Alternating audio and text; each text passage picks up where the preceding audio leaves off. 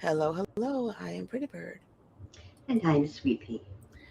And together we are Pretty Sweet. Welcome to Pretty Sweet Distractions, where we speak unfiltered about life, love, poetry, and prowess. So sit back, relax, and enjoy the distractions in the form of open discussions on artful words. Now for the rules. We are grown up people, talking about grown up things, using all the grown up words. Consider this your warning. So if you're easily offended, this may not be your bouncing tea bag, cup of tea, or whatever floats your boat. We like to have fun, poke fun, and generally have a great time. So if you're down to be distracted, come hang out, chat, call, like, follow, share, leave your opinions on our opinions, subscribe. It's free. Click all the hearts and show us some love. We do have live streams every Tuesday and Thursday at 10 p.m. Eastern, and you can find us live on Facebook, X, and YouTube. Just type in Pretty Sweet, PRTTYSWEET, all one word. Click on the red shoes and you shall find us. And so tonight it is toxic traits. And before we get into that, that snoring beast behind me is my bulldog. You will get used to her. She's here all the time. Um, so it is easy to see toxic traits in other people's relationships, friendships, and family dynamics. However, tempered with our own kindness, toxicity seems more nuanced in our own reality. We keep giving the benefit of the doubt and making plausible excuses. Maybe we should listen when someone points out those toxic traits we are too close to see. I mean, not when pointing them out is also its own toxic trait, just putting that out there. I said nothing. And so I don't know if everybody is familiar with toxic traits because, things weren't named the way they're named now a million years ago.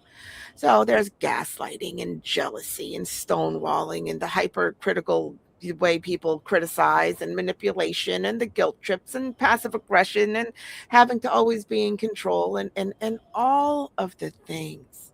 So when you are told you're too sensitive, you're imagining it. Uh, um, why are you so dramatic? No, I didn't. I never said that. Knowing that they did all of these things made to make you crazy and doubt yourself and all of the things, those are toxic traits. Um, Friendships and, well, any kind of relationship in general should be a support system. Now, is it always going to be perfect? No. And if we're talking immediate family, and let's face it, I don't know any family, regardless of what they look like in public, that isn't full of assy behavior. It's just you grow up with people, you push buttons, it is what it is. But if you can still count on them when you need them, then I'm good with it. But if you can't, if they are not part of your support system, if you never feel loved or you always have to walk on eggshells because you're afraid that they're gonna like start yelling or walk out or all of the things that's well, that's kind of emotionally abusive. I am just saying, which is what toxicity is. It's poison. It is mental slash emotional poison, and it slowly kills us. It really and truly does. It makes us doubt ourselves. It makes us doubt what we know. It makes us second guess everything. It makes us feel like we're crazy. It makes us feel like we're the one with the control issues or and all of the things. Now, any relationship ebbs and flows. And not for nothing, if people push buttons, they're gonna, to get a reaction, they might actually get the reaction. It's when they twist that reaction as proof that you are exactly that all the time. It's that twisting, it's that using it against you, it's using it as manipulation. That's where it's toxic. Because emotions are irrational on its face. By definition, there is no logic to any kind of emotional state. But if we twist love into pain, if we are made to be miserable because we can't trust what we see or what we hear or how it feels because everything is our fault and all of the things. That's toxic. When we have now listen, I've got toxic traits. I tend to run over people. I don't do it on purpose. I just my mind works really fast and so does my mouth and things happen. But I'm also the type of person that if you're like, give me a second to think and give you an answer since you asked me a question, I'll be like, oh, my bad. And I will wait and let you do your thing. So to me, while it's not the best way to be, do not be like me. Um, I am fully aware and I am happy to hold my horses and support my people. I just you usually don't realize because I talk so much that I listen, you guys have heard me. You have proof. But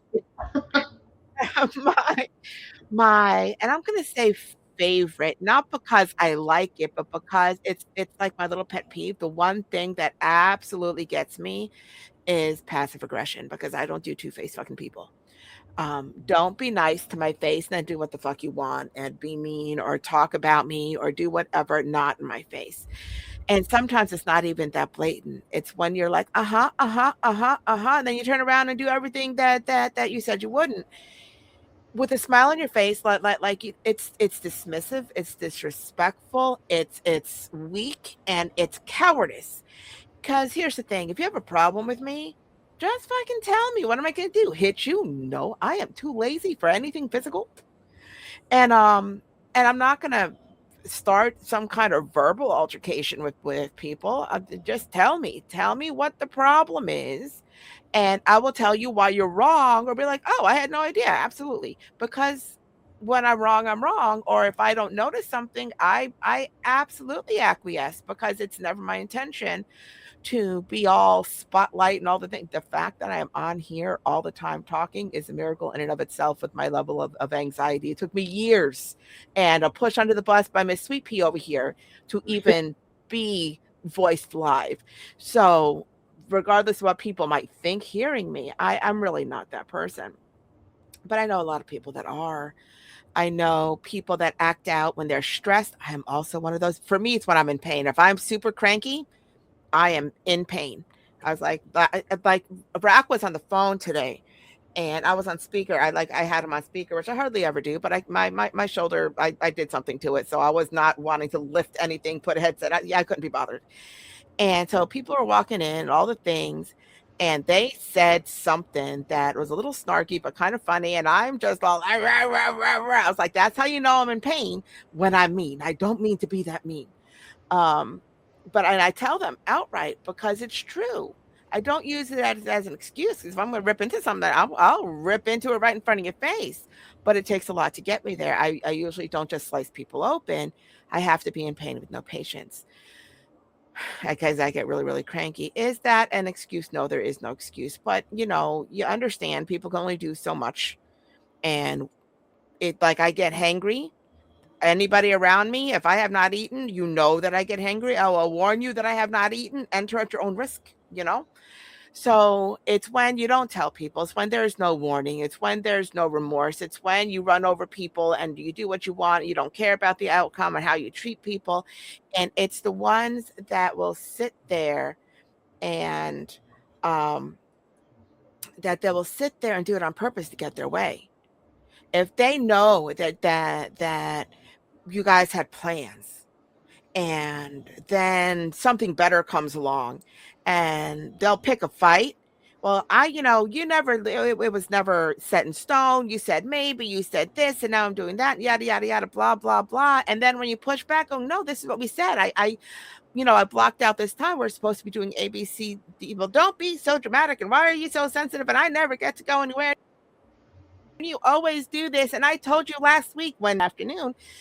And then you second guess yourself. You feel small. You're miserable. You can't crawl out of your ass because they shoved you so far up there that you have to spend the time that they are now out, whether they're mad or you're like, okay, whatever it is, once they beat you into submission verbally, and you spend all of that time hating yourself. Hating yourself because maybe they're right. Hating yourself because what have I done to make them be that way? Hating yourself because maybe I can't trust my own mind. Hating yourself while they're out there having a good time, not giving a single shit, Not a single shit, not a single thought, not nothing, because woohoo, that worked like a dream. Or if they don't tell you ahead of time, they'll sit there and they will come back and they'll be like, no, I told you last week, you said I could. Yeah, but then you were supposed to be here and you looked at my text. No, I didn't. It says that it was read. I don't know. Maybe I didn't see it. I promise. And then I called you and it went right to voicemail. So either you blocked me or you turned your phone off. No, I didn't. No, I didn't. No, I didn't. No, I didn't. But it didn't go through. And you have the 15 times you tried to call them because you thought they were dead in the side of the road in a ditch. And they're like, I don't know what to tell you. You know what? Fuck you. Because technology works the way technology works. It's not going to just stop working. It's one thing if you have spotty internet or spotty service and you're kind of in a dead zone and all that, but the entire world is not a dead zone. And if you are close to the city, it's not a dead zone. And just tell me the fucking truth. Be like, yeah, I know we had plans, but I never get to see my guys. And everybody, found out last minute that they have, the same night off. I would like to go. Can we reschedule? All right, that's fine. I'm going out with the girls. Enjoy, because it's really not that serious until somebody twists it and makes you feel stupid, makes you feel crazy. You can't trust your own mind. And once they get into your skin, under your skin, now they have hooks that they can just attach those strings to and play you like a puppet. And those people are not just toxic, they're evil. Because who does that to the people? Listen, I understand that if you are working in an office or wherever you're working and there's all this work to be done and your job to do all this crappy work and you can get somebody to do half the crappy work for you. I understand. I'd be like, hey, I'm running late, all this stuff, my back, whatever. Could you just help me out? Or if you're honest about it, that's fine. But if you're going to be all like, so and so said that you need to help me with this, and because they're not going to check because they're not on site, and you get them to do it, well, that's shitty. Even if they don't know, because once they find out, now you are forever branded a liar. And why bother? Why bother? Now I get that we push buttons. I get that sometimes human nature makes us all a-holes. I understand everybody's an imperfect person. But there is a difference between having a moment and making it a lifestyle choice. You know what I mean? It really and truly is. And if you're in a relationship where you have to make somebody smaller than you just so you can feel good about yourself, you're in the wrong relationship. And if that's how you like it, if you like that kind of control of making somebody you're supposed to care about feel small, then you're just a shitty fucking person. Maybe work on yourself and make yourself feel better about the choices you make, about all of the things, so that you don't have to make somebody smaller. Because here's the thing. If you're loving your friends and loving your family, you want to have them succeed. I don't care if you're a little bit jealous. Holy crap, how the hell did this moron that I love dearly get that job? Because sometimes girls are catty. It is what it is, you know? But at the end of the day, you're glad that they got the job, that they're having to step up. That I don't give a crap if they had to sleep their way to get there. You want what's best for them, and the good things are to be celebrated, and you don't go talking the shit that you think in your brain, because sometimes we have a moment of cattiness, and that doesn't necessarily mean that's what we believe. The problem is when we tell them, or when we tell other people, and we kind of undermine all of the things, because what the fuck is that? Because we're allowed to think all the horrible things. It's the saying them out loud that is the problem, So I know we've all had friends and family and whatever, and I say that because it's when you are in a relationship with them that it hurts. If it's just some rando on the street that wants to start negging you and be like, you know, you'd be hot if, I'd be like, yeah, bye, because nobody gives a shit. If you don't know them, if you don't have, any skin in the game, if it doesn't matter, if they're not part of your life, then what they say doesn't fucking matter. You're just another asshole. It's when you give a shit that they can break you.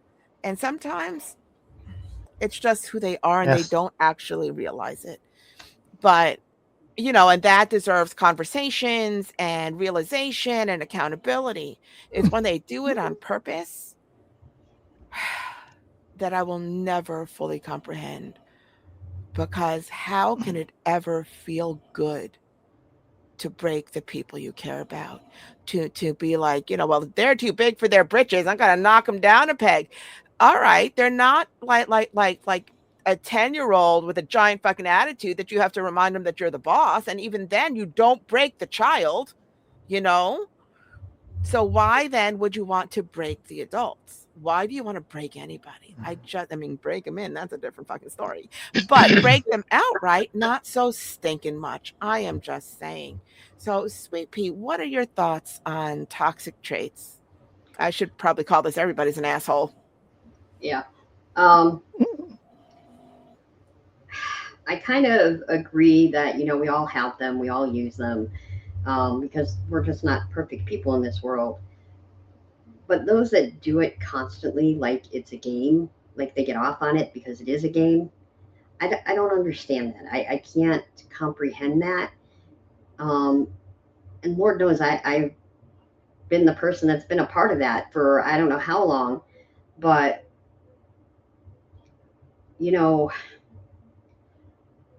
when you are always feeling like you're the worst human being in the world because somebody makes you feel that way, they have the ability to get you to believe that about yourself. And then you have to fight your own toxic kind of trait of being so negative about who you are. But, you have to remember to look at them and what they're doing and how they're doing it and why they're doing it, because, well, you never know why. But when people are so toxic, they can't even stop. It's they call them narcissistic, they call them up. I just sometimes believe that they're in so much pain themselves and things have happened to them that they have no other way to be. But you're also a grown up, so sometimes you can make your choices and sometimes it's just not in you to go past what you can see. I mean, you can't always go beyond what you're doing because you just don't know how or you just don't want to. um, I think being toxic around other people just brings everybody down. Those that are always yelling or screaming, and that used to be me. I used to be a yeller really bad, and I'm not anymore. And you know, it's just you have to remember that they're not capable of seeing what they're doing, or at least not capable of taking responsibility for it. And I think that's one of my biggest pet peeves is, if you do something, okay, you've done it, but don't brush it off or try to make it my fault, or, take responsibility and just be honest about it. I can forgive just about everything. I don't care, just don't lie to me. It is my biggest thing. And um, it's just the way it is with me.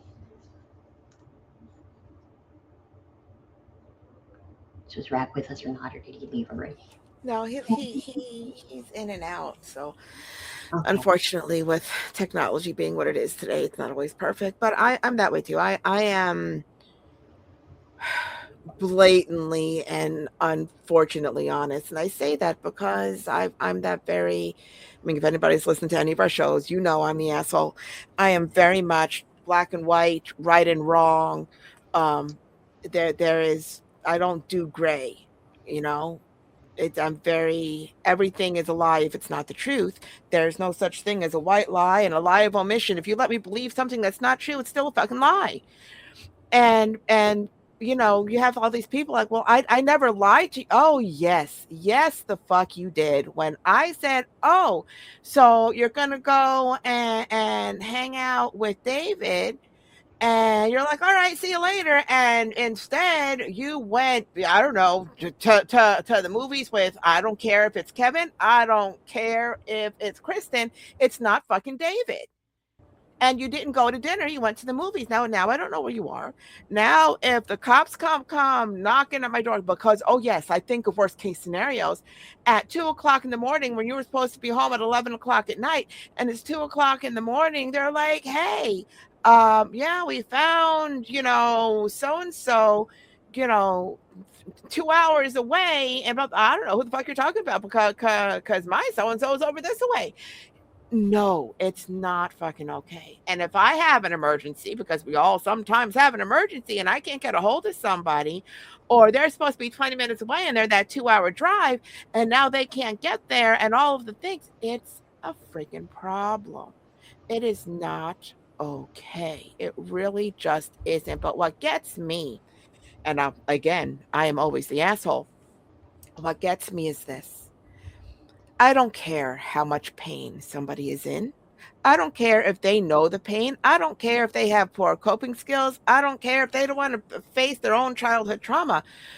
None of it, not a single bit of it, is a reason to peel the skin off of somebody else. It really just isn't. But what gets me are those of us that don't do that.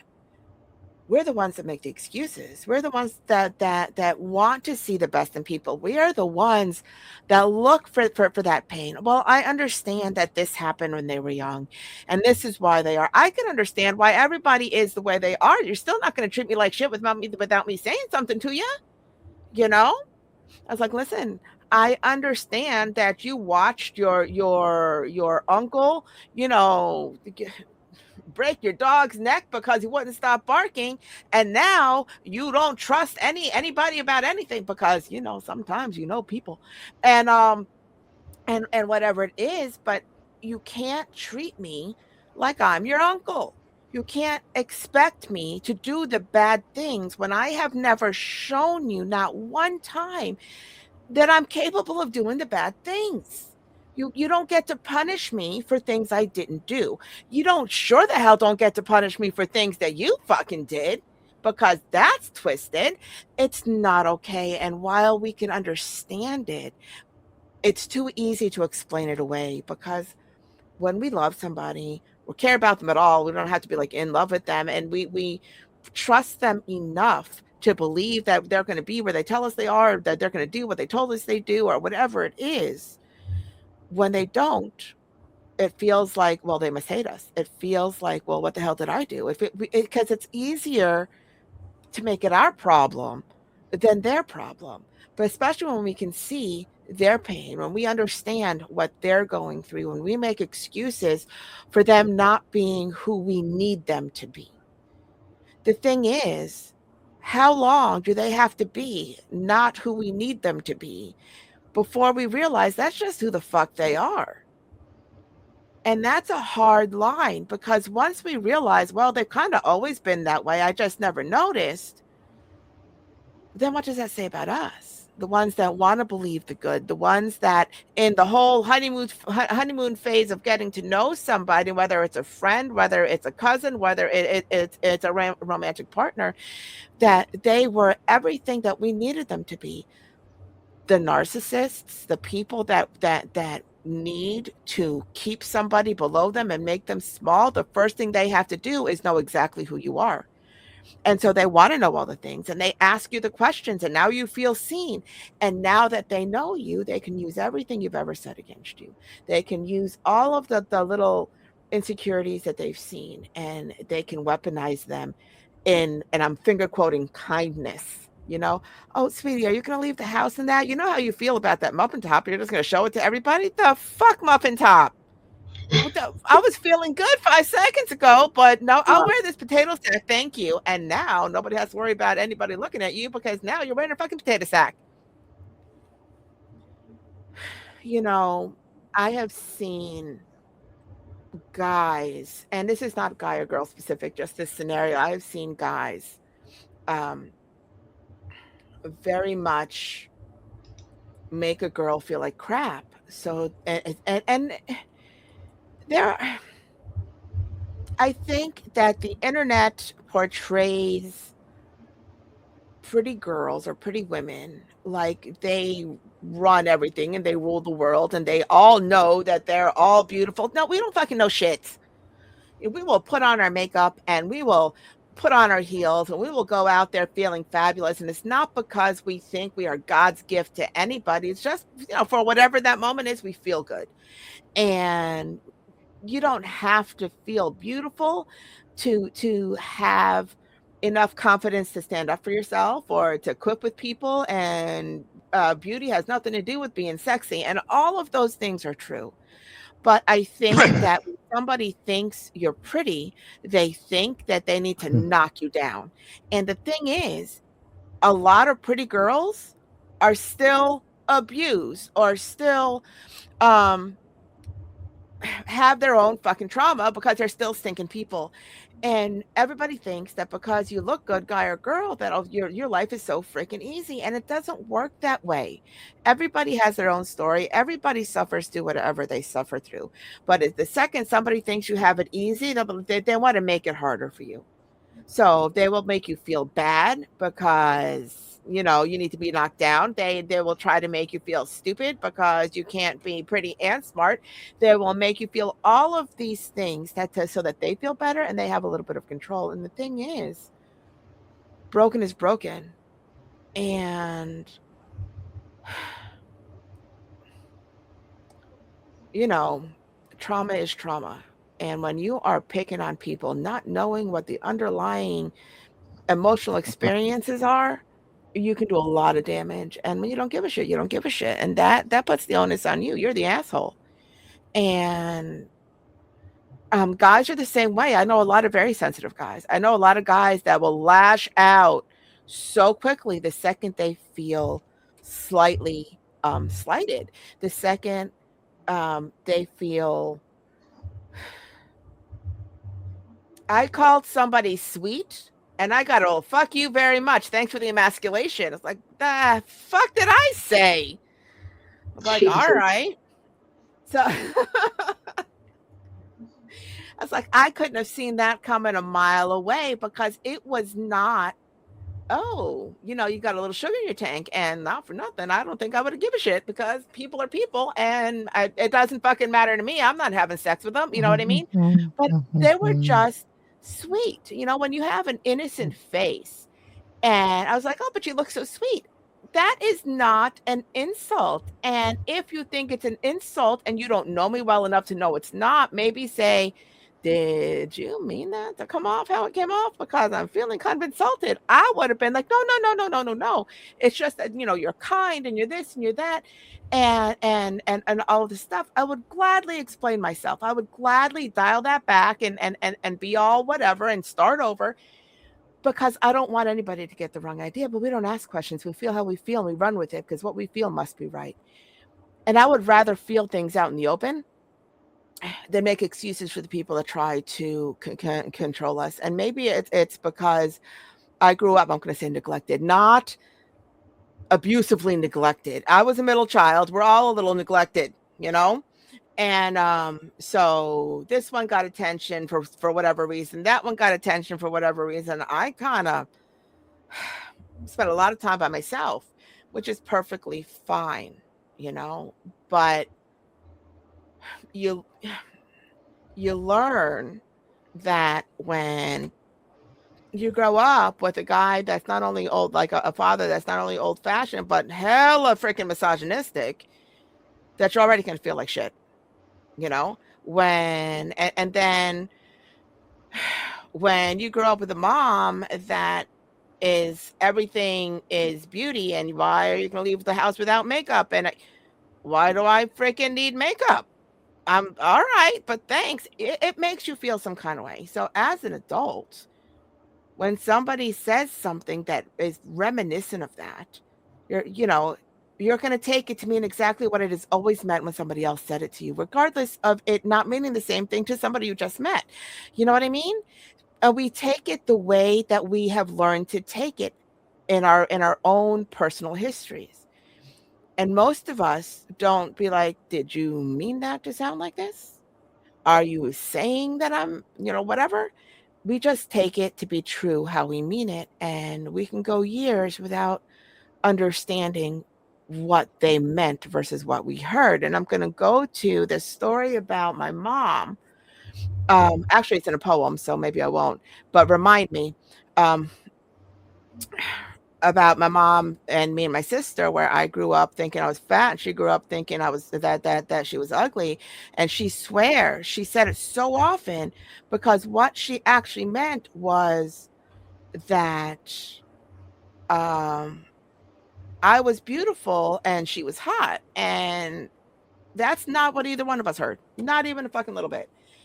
And so it matters how we interpret things and how we choose to seek out what people actually mean. It just sucks. People just suck. It's and all of us, every single one of us, we have these moments. And I wish there was like some magic 8 ball to be full on, okay, no, right now you're being the asshole. But then I think that we need the 8 ball to tell us when we're the assholes for covering it up, for making the excuses, for allowing it to continue, for making it happen, for having no consequences. And it doesn't feel like that until years later. What it feels like is, no, I understand he's having a day. I always say he, because girls are catty outright, But I understand that, it's a moment. I understand that they're going through something. I understand all of these things. So it's okay. It'll pass, it'll pass, it'll pass. And what we do is we teach them how small we can be, because we allow ourselves to be as small as they make us. And then when we do say something, well, what the fuck's your problem? Because we've never said anything before, so it can't be true. So we must be in a mood. We must be, why are you so defensive? Why are you so dramatic? Why are you so sensitive? Oh, I can't do anything right. You can kiss my ever loving ass, because that is such a shitty thing to do. Because in my eyes, when you care for somebody, you're allowed to be like, okay, this is a lot. I don't have time right now, but I'm good. Can we unpack this later? Because I need to understand where that's coming from, if you don't have time. Or be like, I don't know what you heard, but what I meant was, and are you okay? It like is Where's this coming from? What did I do? How did I make you feel that made you so defensive? Because it doesn't come out of nowhere. You don't feel defensive when somebody says anything if they didn't put you on the defensive. It's not a natural state of being. It's a state of alert. It's a state of stress. It's a state of fight or flight. It's not a state of safety. It's not a state of peace. It's not a state of love. It sure the hell isn't a state of joy. And if this is our daily life, we have to wonder not what we did to incur the wrath, but what are we doing to keep the status quo? Why are we so comfortable feeling so small? Why is it okay for us to allow the people that are supposed to love us, treat us like nothing, when we would never treat anybody like nothing? And it kind of sickens me when people take advantage of honesty, of kindness, of of our love, of all of the things. You know what I mean? Abs- It's and they do. What'd you say? I said, absolutely, I understand what you mean. So we end up, after time has passed, after we've had enough, after they beat us down to nothing, and we have to crawl out of the mire ourselves on broken bones and bleeding flesh, to try to be able to breathe clean air instead of swamp gas. And when we do that, we see things like, has this always been like this? And how I can't do it anymore. There's nothing left to break. I am fully broken. And then we're made to feel wrong for asking the question, for standing our ground, for wanting that accountability, for wanting people to notice what they did to us. And they're like, no, I didn't. You never said anything. So no, you can't just say things now. Watch me. I gave you the benefit of the doubt for half my life. This is what it cost me. And I'm tired of feeling afraid of having a conversation. I'm tired of wondering if I should call because I don't know what version of you I'm going to get. I'm tired of having to apologize for not being as sad as you, even though I'm here for you and asking, what's going on and willing to listen.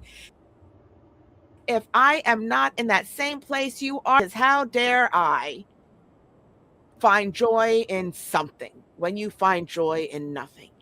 And it sucks when you can't be okay in life because it makes people feel bad. And I'm not talking about boasting. I'm not talking about, oh, I've got this great relationship. Oh, I've got this great job. Oh, I've got a higher degree than you. I'm not talking about any of that bullshit. I'm talking about just existing in a moment and, have this moment with your kid. So my youngest is started his senior year of high school. And before like the second day of school, he's talking to me and he's all, saying, this is my last year, my all the stuff. And I was like, did you listen? I've been really good about this milestone and not wanting to be all upset that you're the youngest and this is the last of everything. Don't start me now. And it cracked him up because, I can play it cool all I want to, but if you give me, you tear that very thin membrane wide open, I'll cry for hours because I'm emotional. And he's the baby. And if I can't tell that story to somebody without them going, it's um I can't apologize for having them. I won't. And I'm not one to be like, well, I'm sorry you feel that way. So I say nothing. Well, it must be nice to be loved by somebody. Excuse you. How do you have these conversations when it shuts you up so much because you're supposed to be ashamed of feeling things? It's and they're like, I didn't do anything. I didn't say anything. Kinda. I mean, why do you have to make people feel so bad about existing in a different place at that moment? And I promise you, I know depression. I promise you, I go in and out. I promise you, my emotions are all over the freaking place every single stinking day. So if you're catching me in a good mood, count your blessings that I'm not up my own ass because it's a crapshoot. I get that, but on my worst fucking day, I will never make you feel bad for being loved by your kids. In fact, tell me all the stories. And I love your kids because I love you. So tell me all the stories so I can feel the joy because it's better than the shit that I'm feeling right now. You know what I mean? So I don't understand why people insist on, you know, one upping your pain or one upping or whatever. Or I have people that I grew up with that are sit there and I'm like, oh my goodness, my blood work, blah, blah, blah. Well, my numbers were all right, you know, or my tailbone is shattered. It is shattered. It will be shattered from now until forever. It's just a matter of time before I break in half. It's fine. And they're like, yeah, well, my pain, this and okay, that's fine. I will listen to all of your pain.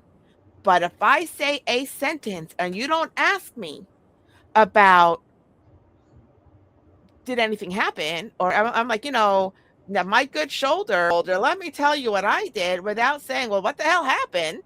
You know, without hearing a sentence of a story, and you're close enough to me that I'll actually tell you, and then cut me off to tell me your shit because your shit feels worse than my shit when you don't even know what my listen to everything you have to say.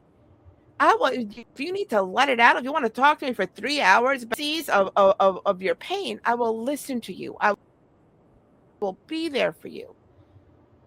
Me over like it's more important than what I'm going through when you heard two words and don't care enough to fucking ask me.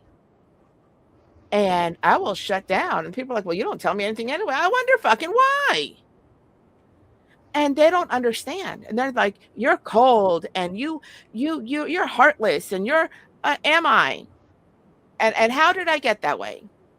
What have you taught me that you are willing to talk about? Percent of the time it's not me.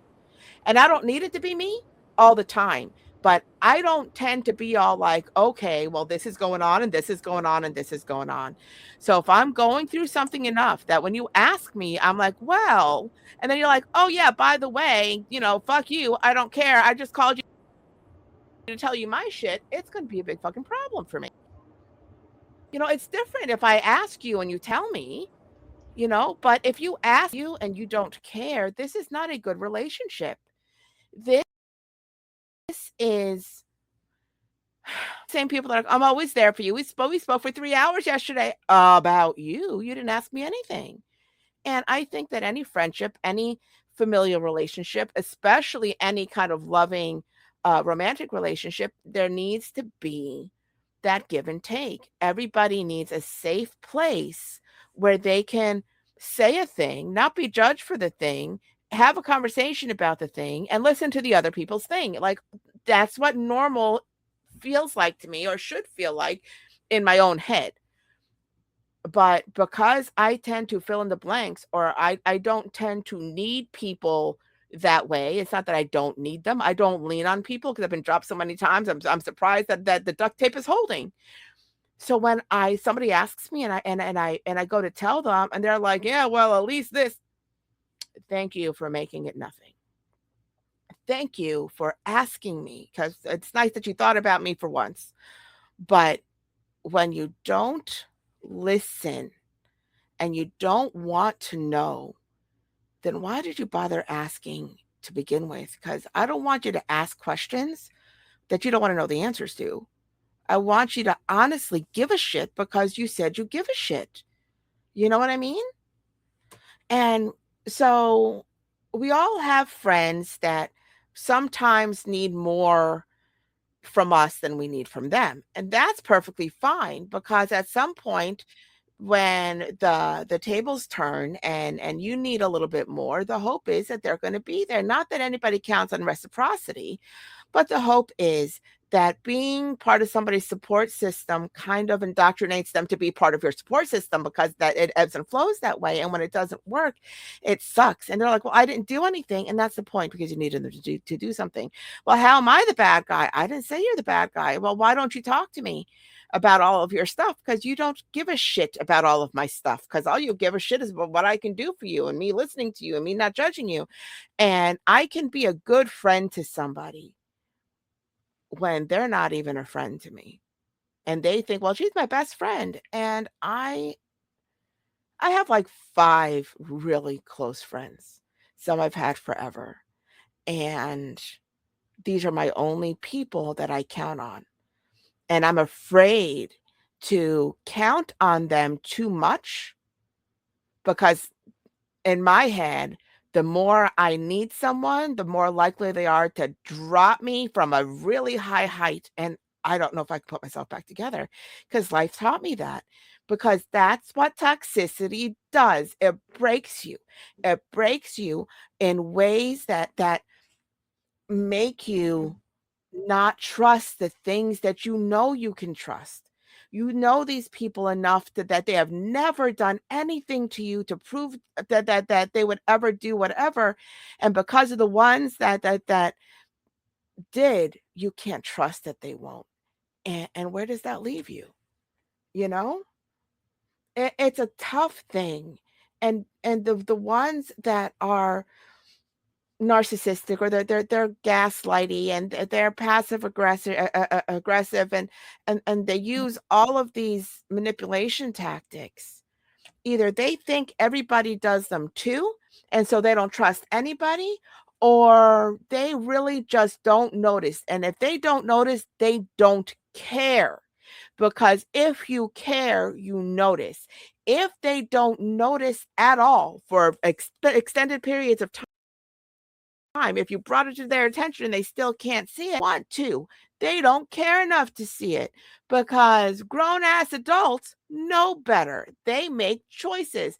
This is not some whatever. If they have a mental block enough to sit there and hurt people repeatedly, to sit there and not listen and not realize that they're not listening and then tell you it's your fault when you bring it to their attention. Well, what do I ever do to you? Okay, yeah, all right. Don't ask the question if you can't comprehend the answer. And I don't care if they're fucking broken. I don't, because they are dismissive and have no regard for what is happening now with people that they're supposed to love, that they're supposed to care about, that they swear that are the most important people to them.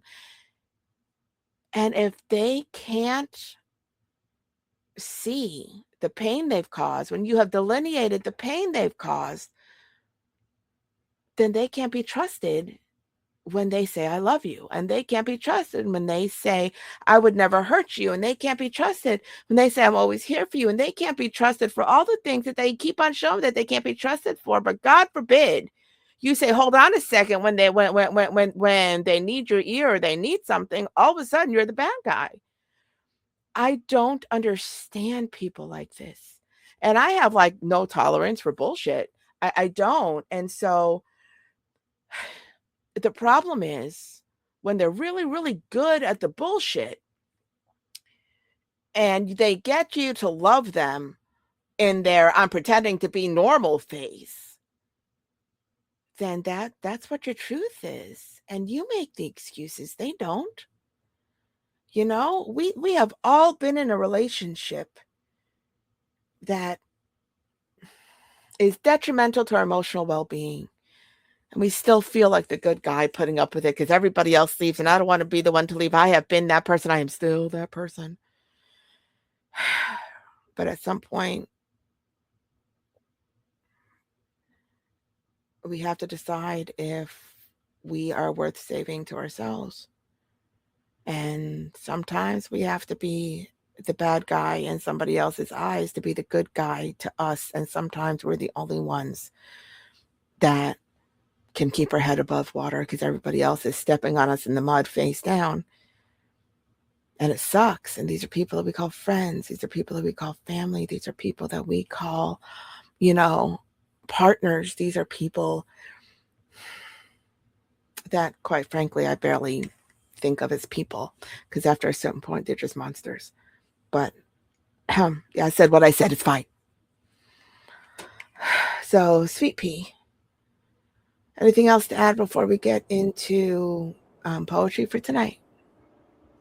No, I think you've really covered a lot of what it really is and, how people feel about it. And if you're the person that takes it or you're the person that gives it, there's always, you're just being kind of fed back and forth that toxic, um, I don't know, juice back between the two of you because you can eventually turn into them through resentment and pain and all of that. And, toxicity breeds toxicity.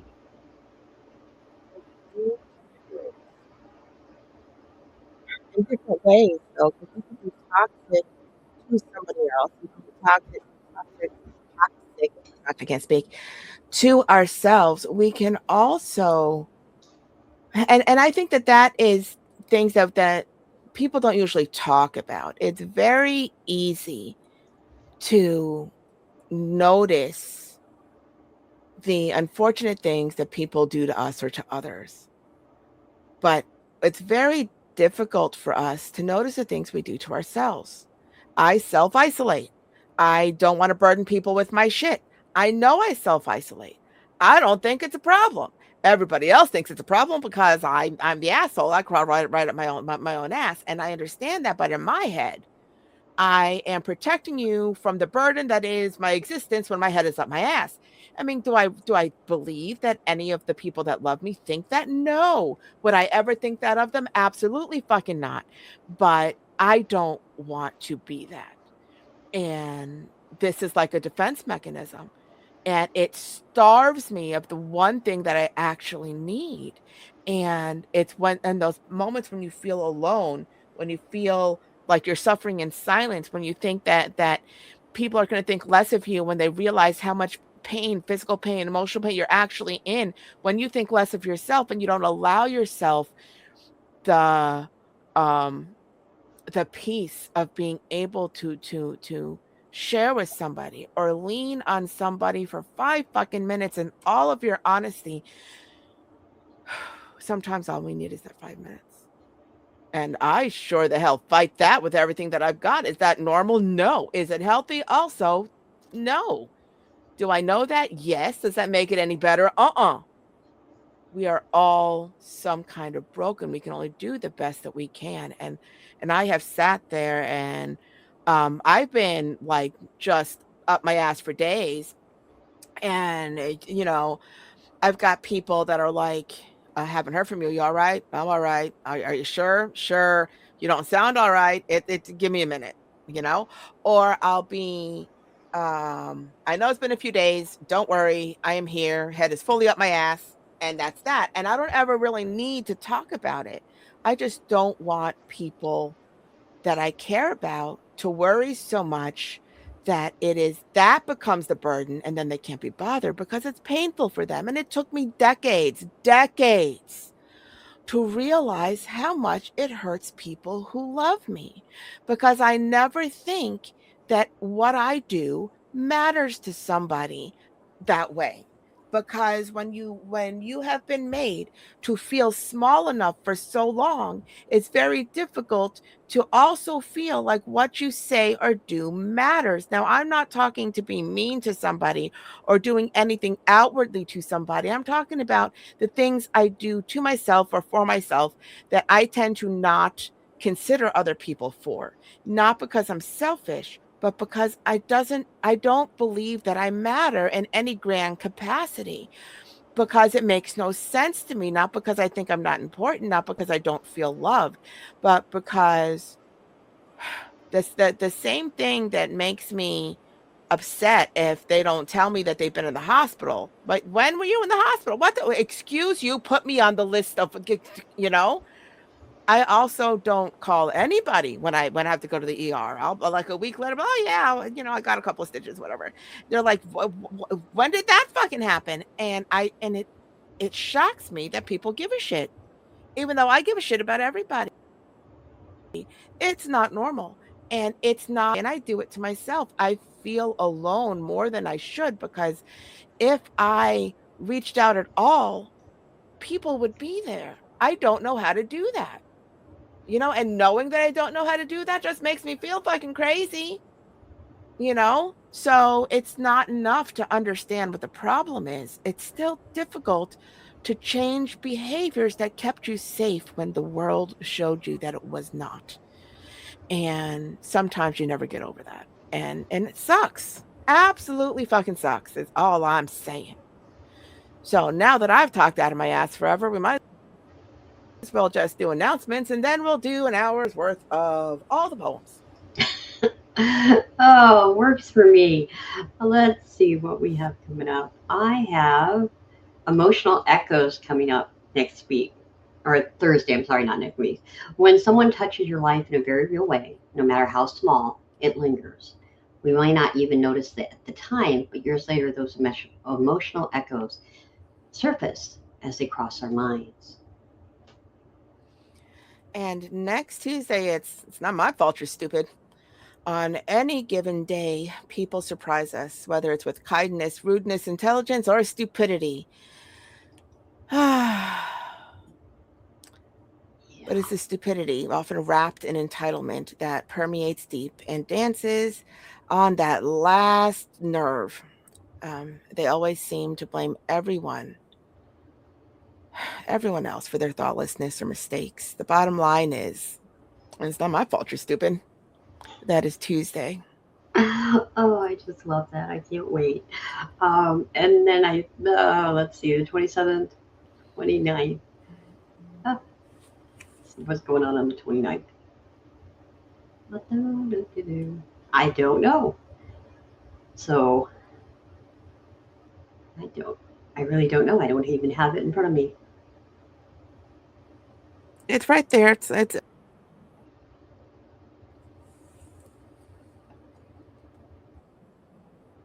Oh, back to school. Sorry, because I was going from the 27th, not the 25th. I'm like, where? So no, back to school is on following Thursday night on 8/27, and it is back to school for all those kids that kept you on your toes all summer.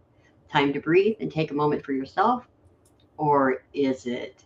Between helping with homework assignments, making cookies for the class, and all those extra after school expectations, can you really enjoy the solitude of your own company? And that would be the 27th. So we are live every Tuesday and Thursday at 10 p.m. Eastern, and you can listen to us live on Facebook, YouTube, and X/Twitter.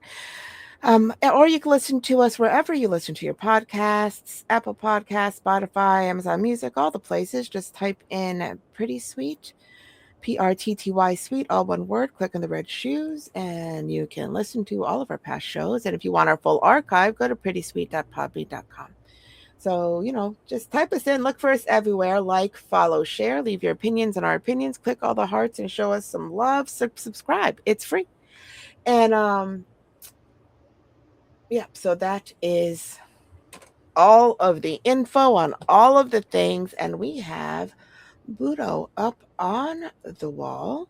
Let me know when you see him. I see him. Awesome. So he gave us a song, and here we go.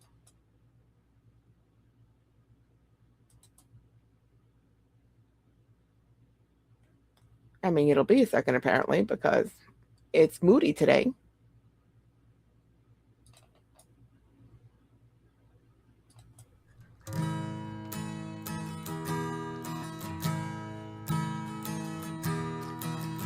Beautiful lies fall from your lovely lips. Pleasure and pain in your fingertips. I just didn't want to see the ugly truth. I fell in love with the beauty of you. Love is blind, or so they say, and I couldn't tear my eyes away. Your beauty like a golden light, blinding me to what's inside.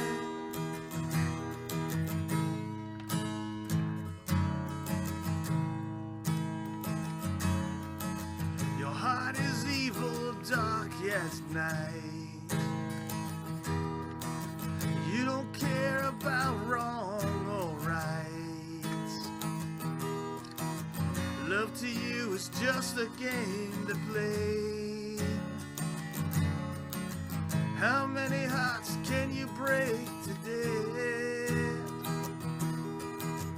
I was just a toy to keep you amused.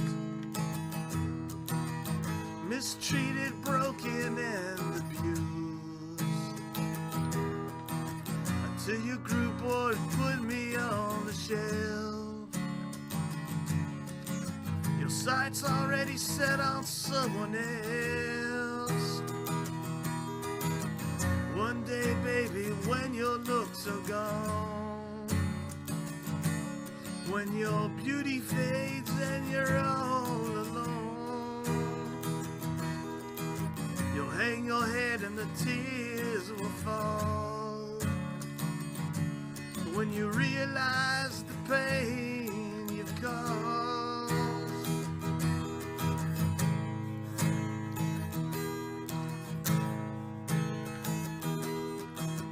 then you'll understand what your mama meant when she told you you reap what you plant. You'll see that pretty is as pretty does, and pretty hearts don't play with love.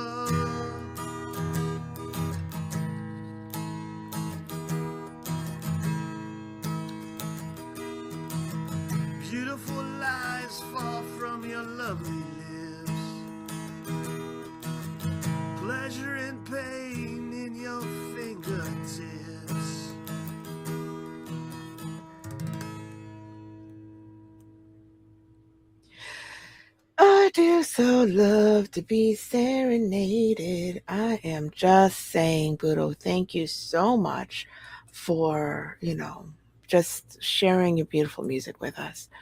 So there's a few things about this song, about the lyrics of this song.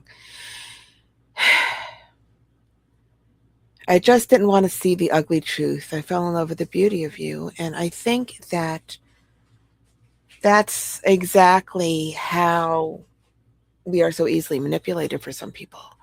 We want to see the good. And it's not just the physical beauty, it's the beauty in their heart, the times that we see their vulnerability, the things that they have shown us that we choose to believe are stronger than the other things that we tend to see. But it's not always that way.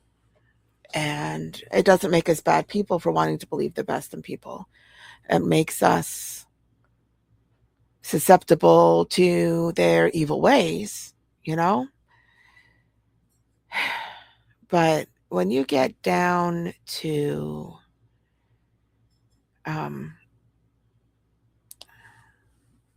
pretty is as pretty does, and pretty hearts don't play with love.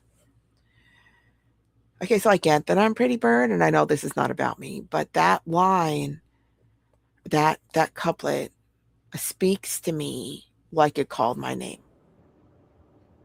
I have actually used pretty as pretty does in a lot of my stuff because, it's kind of my version of it is what it is. And you don't play with other people's emotions. It's not, it's kind of vile, to be honest. Okay, so story time. Um, I tend to ask people questions when I meet them about what it is that they like to do. And then I ask a million questions when I know nothing about it because I'm interested in what they find interesting about the things that they find interesting. That's called having a conversation. But it took me a very long time to realize that people don't do that. I mean, I didn't think I was weird. I didn't know that people don't ask questions. I didn't realize that people say one thing and then somebody else says one thing and then the conversation moves on to another thing and then somebody else says another thing. And it's not a continued conversation when you're getting to know somebody or you just meet somebody about whatever it is that they actually like to do. But the more somebody gets excited about something, the more I want to know about it because it fascinates me and I'm genuinely interested.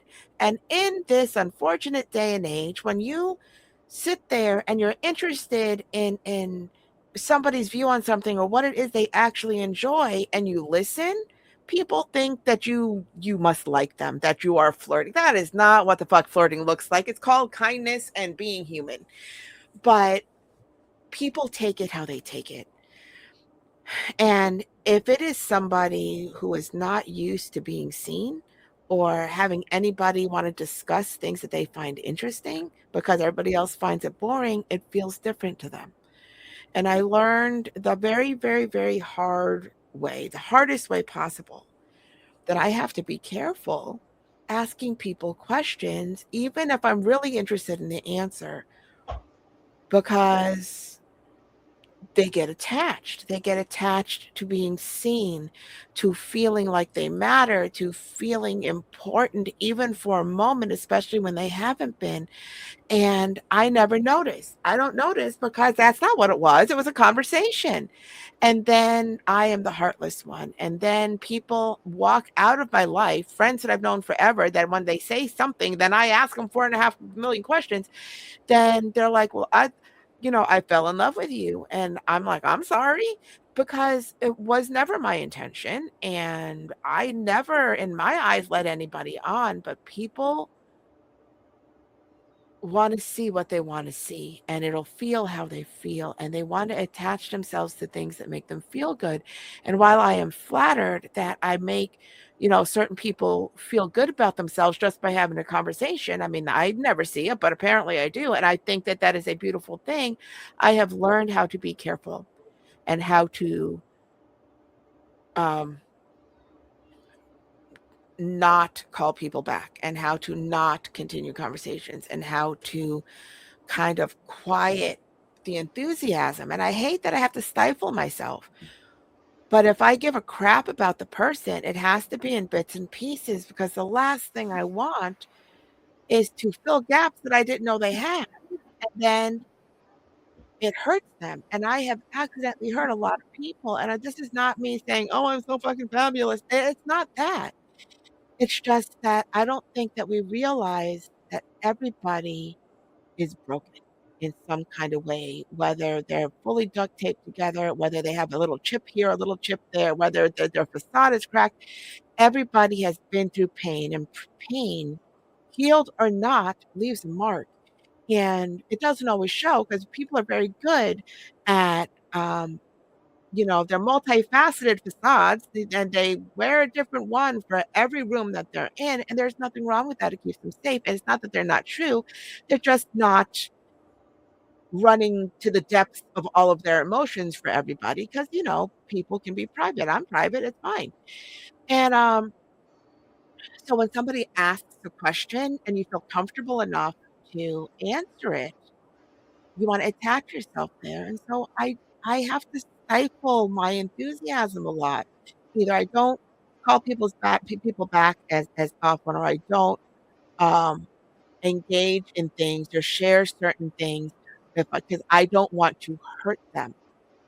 And it sounds weird and it sounds like I'm full of myself, but that's what kindness looks like to me because I've hurt so many people on accident that if I can see it coming even a little bit, I would hate myself if I did it on purpose, you know?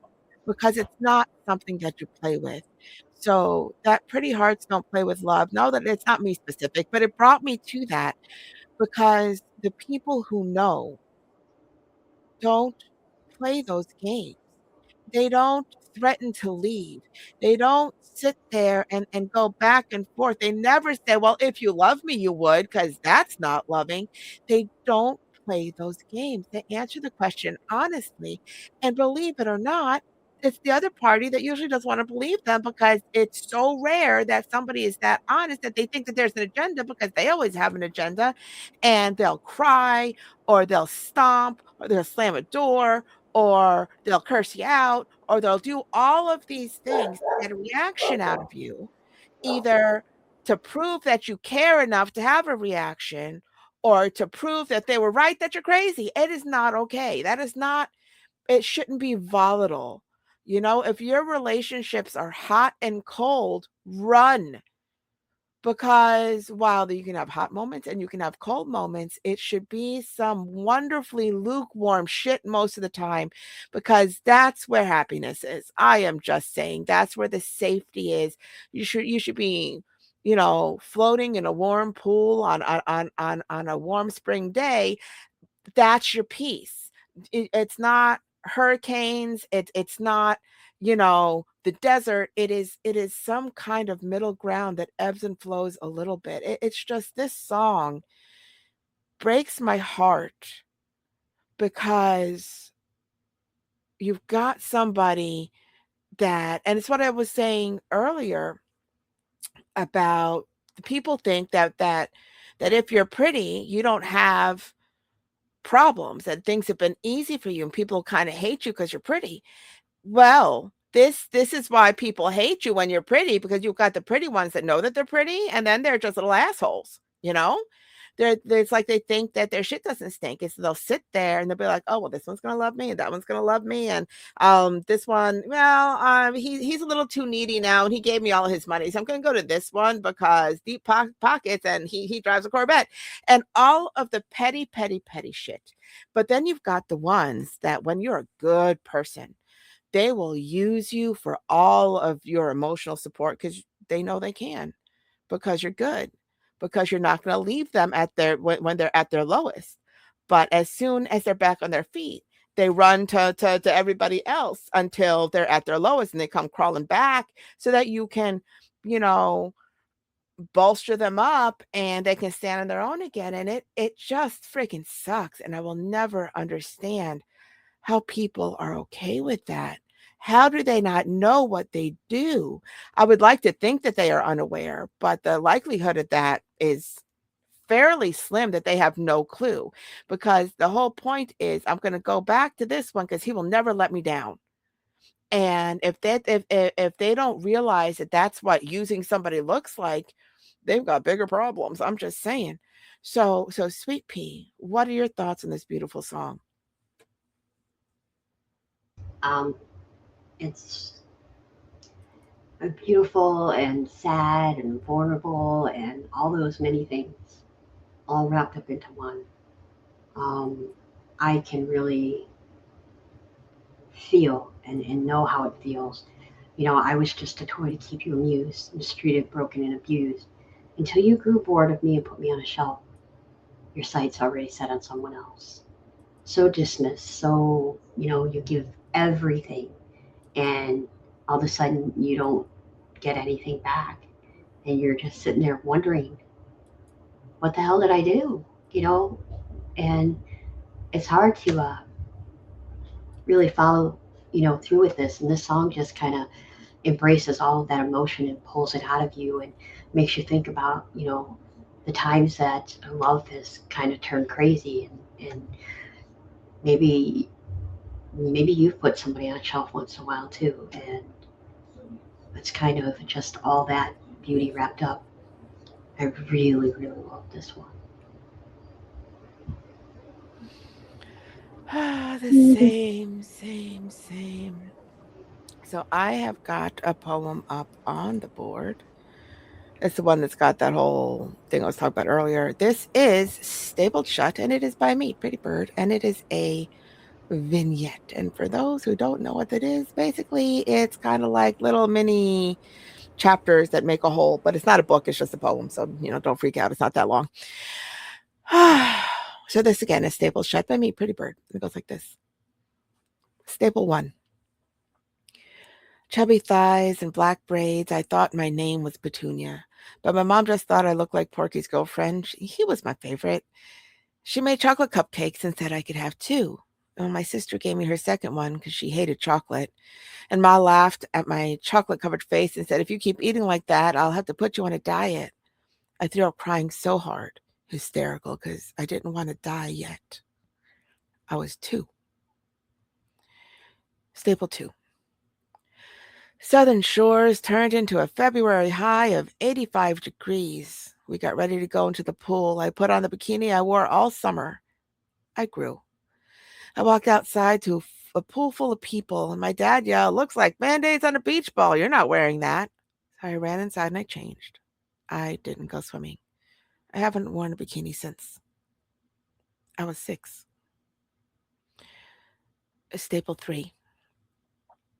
I wanted to be a singer. So my mother stood me against the wall for posture and said, sing out from your diaphragm. And I would sing her favorite songs for hours, the soundtrack of her life. My father came home while I was singing and stop that racket already. You know you can't sing. I was 7. Staple 4. Staying with my aunt in the city one summer, I told her I wanted to be in commercials. We would walk by all the television studios across from the park, but it was in the elevator at Macy's that a man approached her. Business card in hand, national company with credentials. He asked her to bring me by for a consultation, and she beat him with her purse until the elevator door opened. Women's lingerie.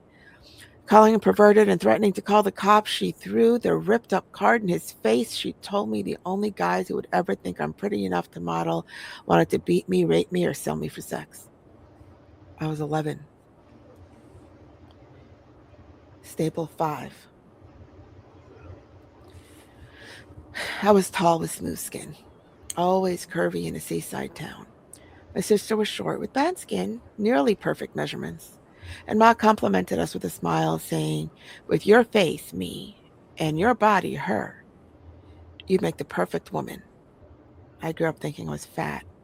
She grew up thinking she was ugly. I was 14. Staple 6. My 21-year-old sister sat my parents down to tell them they had to move up the wedding. Her and her fiance were pregnant out of wedlock. Nerve-wracking in an old-fashioned family. My father stood up, silent, walked over to me and said, I didn't expect this from her. I had only ever had sex once. I was 19 and boom. Ugh, you don't know how much this breaks my heart. Everything that you were told at such a young age, you just absorb it. You're, developing your personality and your character and what you believe in yourself. And people are just telling you, you can't, you can't, you can't. You're not. You shouldn't. And it breaks me. One, because I feel this. I've been there with my own parents, you know, but for you to believe any of that, it kind of, All of that. all of that, well, it just makes me even sadder because you are none of that. You can sing, you know, even though you say you can't, you can. Anybody that has the ability to tell an 11-year-old, any guys that think you're pretty, this is what they want to do to you. Not love you, not care for you, not be there for you, but to beat you, rape me, and sell me for sex. I mean, Oh, she was keeping me safe. oh yeah, was she? I mean, she scared the shit out of me. So basically, to this day, I can't. Somebody tells me I'm beautiful, you're automatically an asshole. Yeah. Well, you're beautiful, so call me an asshole. Like you said, Yeah, you're you're always the not trying to asshole. have the sex though, so we're good. This is true. Um, but things like with your face and your body, you'd make a perfect woman. Mm-hmm. Both of you and your sister had to just think the entire time you were growing up that she was more the favorite, or she was the favorite, or you were the favorite.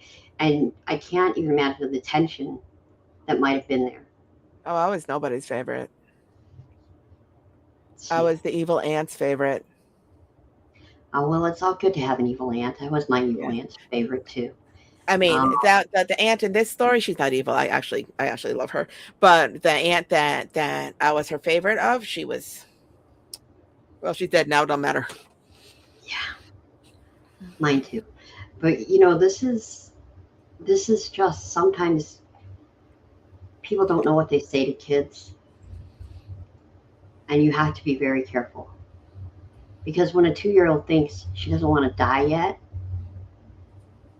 and that sticks with you for your entire life, Yep. that at 2 somebody told you you needed to die, that's absolutely insane. I mean, that is a hurdle that will never ever be jumped. These were all jokes. She thought it was absolutely the funniest thing. She thought that it was cute, but it was chunky. And my father thought he was hysterical, life of the party with his stupid beach balls on a band-aid. I still never wore a bikini. And well, the closest I oh, the warped sense of self that has come from the stories in this poem. Okay. I remember um I don't want to die yet. And it wasn't anything other than I think one of our dogs had died, and that's all I knew, gone and never come back. And it's not that I knew what a diet was. Obviously, I didn't.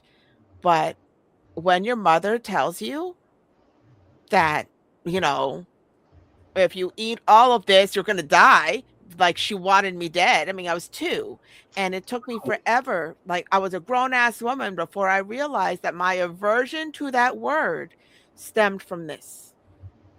And to this day, if they're like, "Oh, I need to go on a diet," oh, watch me gain 5 pounds.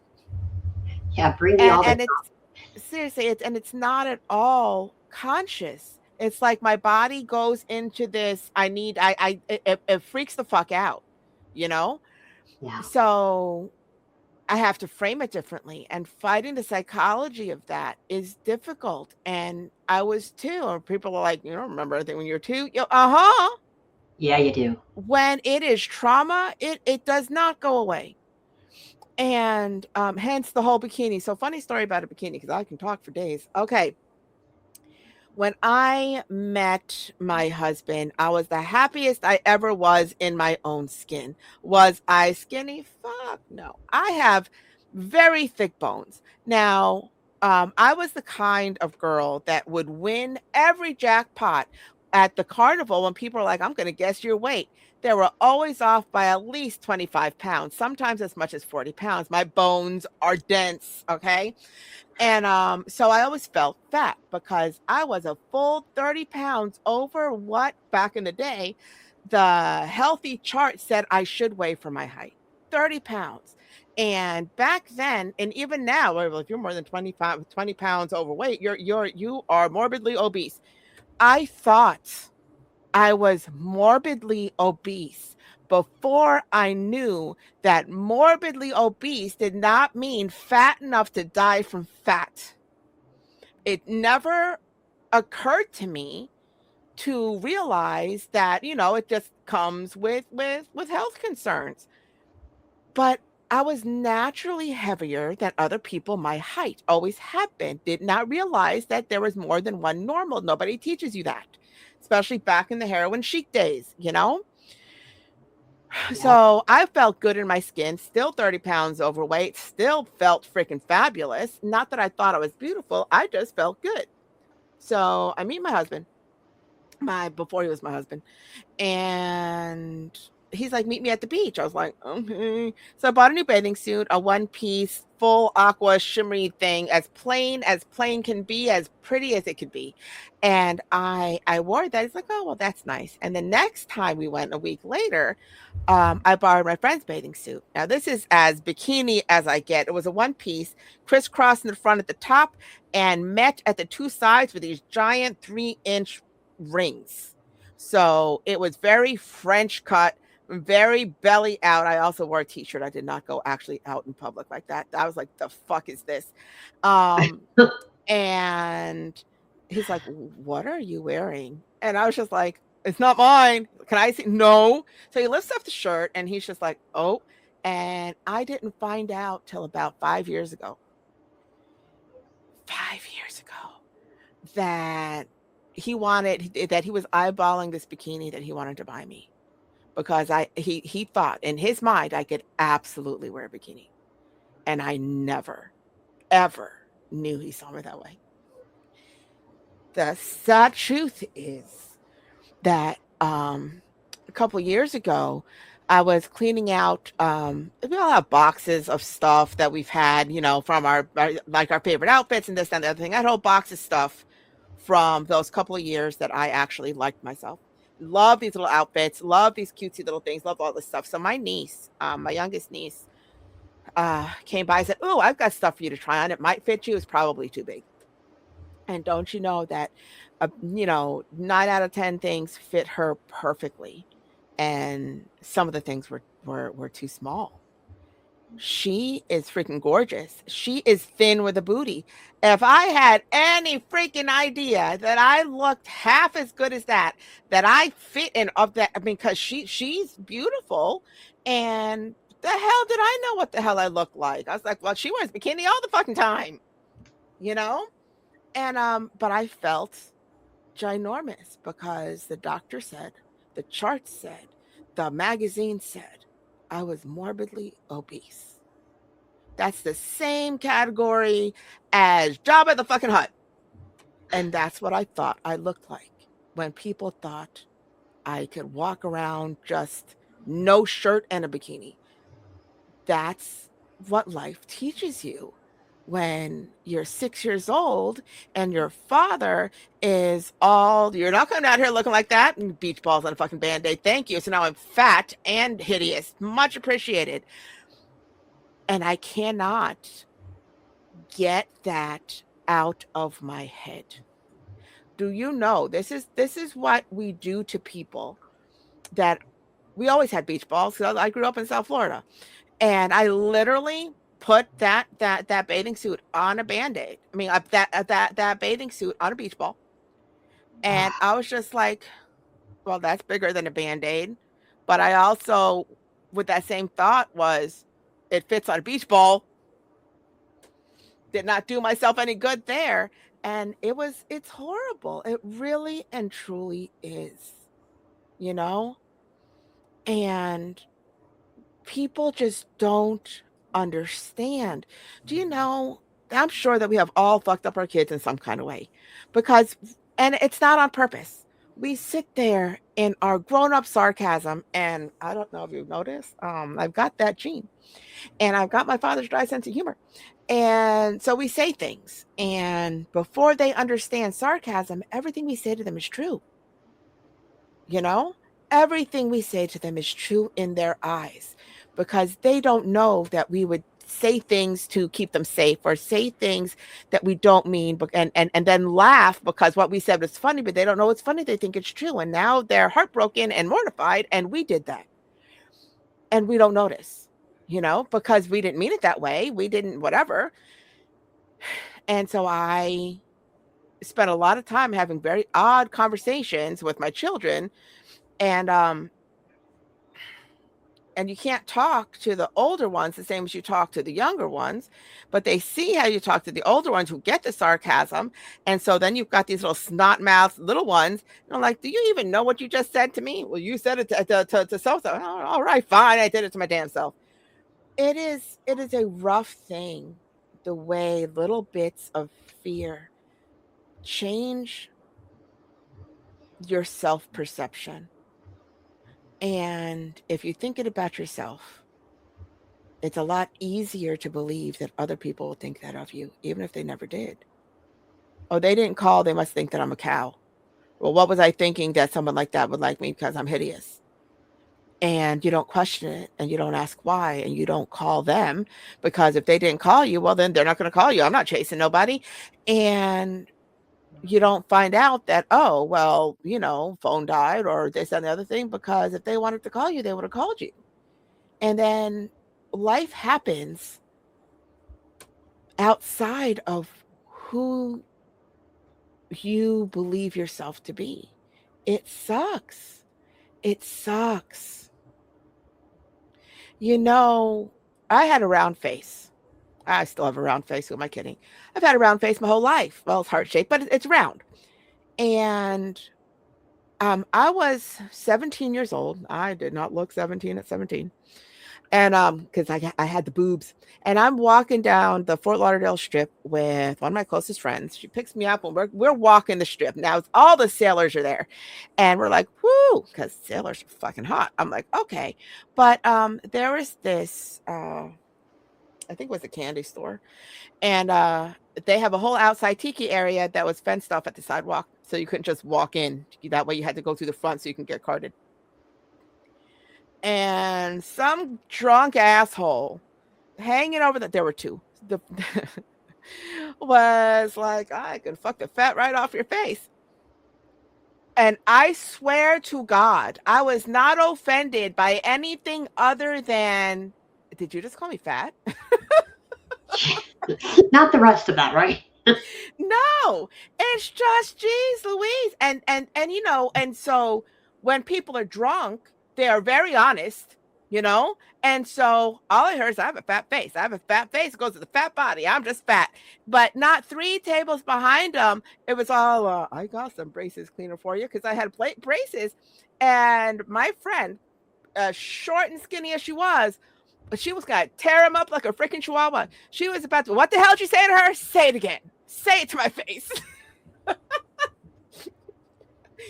I'm just like, what are you talking about? Because I have no fucking clue. I'm slightly naive. It's fine. And but yeah, you grow up, and if you would only lose 10 pounds, you have such a beautiful face. It's a shame. These are things grown-ups would tell me, thinking that they're going to help me. Like, that's going to make me want to lose weight. I hated myself. I would be beautiful if it wasn't for that last 10 pounds.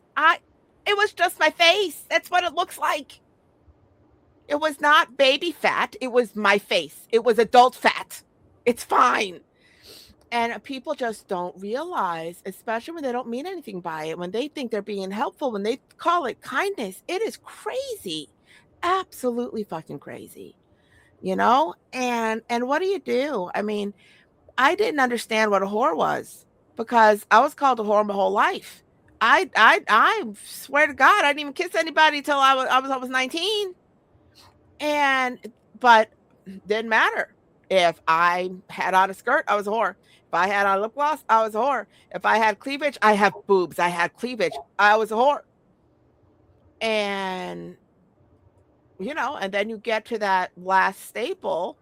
Well, I didn't expect this from her. Oh yes, because I'm the whore. you know, God. and it changes how you see yourself. Because if the people who are supposed to love you see all of these bad things, then how could I be good? You know? And it has nothing to do with reality. And I get that, but I didn't get that. That is something that I had to seek out and learn for myself. It was a very difficult thing to overcome. And we all have these moments. I mean, I'm sure they're not exactly like this, but we all have those moments that stick with us and we can't get rid of, that we refuse to let define us, but they define us anyway, only we refuse to see it. So how do we fix it if we don't want to acknowledge that it's there? It's a rough thing. The mind is both brilliant and an idiot. I am just saying. It just really and truly is. So our raconteur has given up for the night because he's having issues with his unfortunate internet. Mm. But I do have a recording. He has a song parody, which isn't actually funny. It's quite heartbreaking. But I'm going to play it. Just let me know when you see it.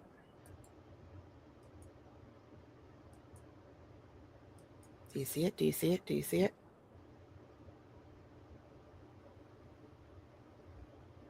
Sweet. I don't know if you can hear me or not, but I'm going to play it. Here we go. Okay, yeah, I've got it. Sorry. Okay, you're fine. Pure Disdain by Raconteur. You walked away, laughing as I writhe in pain. It's not okay, treating love like it's a game. Emotional scabs you picked in vain.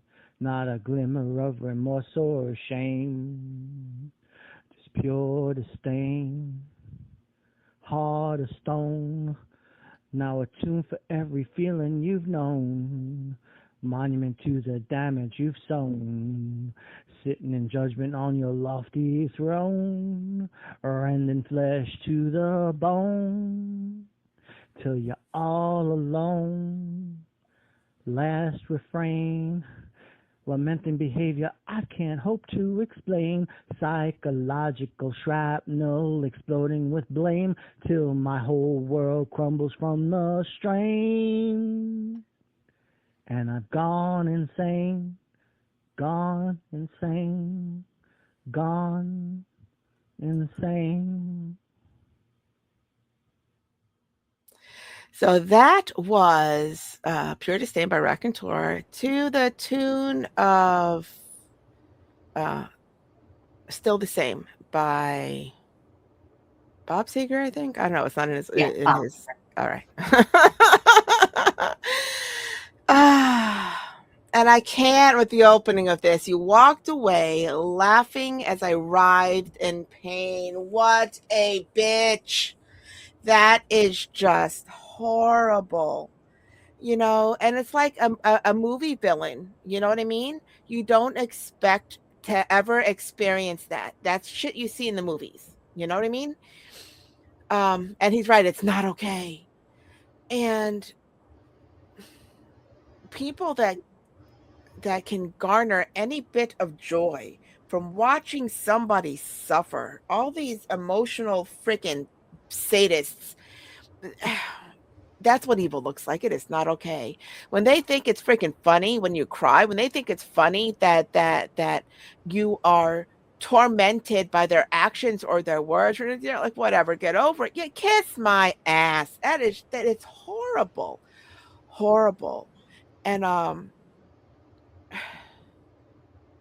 psychological shrapnel exploding with blame until the entire world crumbles from the strain and I've gone insane. And that's what we do. We take the bits and pieces from the pot shots and we use those things that embed in our psyche and we tear ourselves apart till we are unrecognizable, till we no longer trust what our own truth is. That has nothing to do with anybody else's idea of what the truth is, but we doubt everything we ever believed because we were wrong and made to feel like an idiot repeatedly, repeatedly, repeatedly. They have so much control because it's so hard to fathom that any part of love is hate because it's not.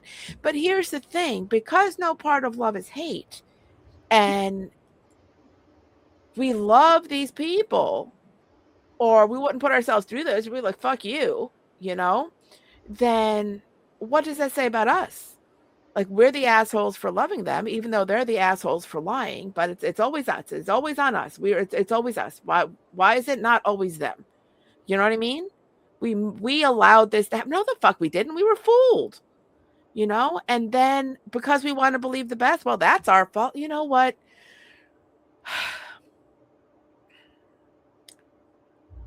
If I am wearing a short skirt and a tube top circa 1978, it is not my fault if somebody is going to attack me. So why the hell is it our fault believing the best in somebody when they're the assholes doing the attacking? It is not. But I cannot get over that first line. I really, sitting in judgment on your lofty throne, don't they though?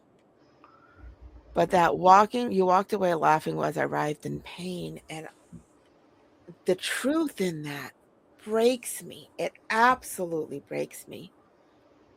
The idea of that.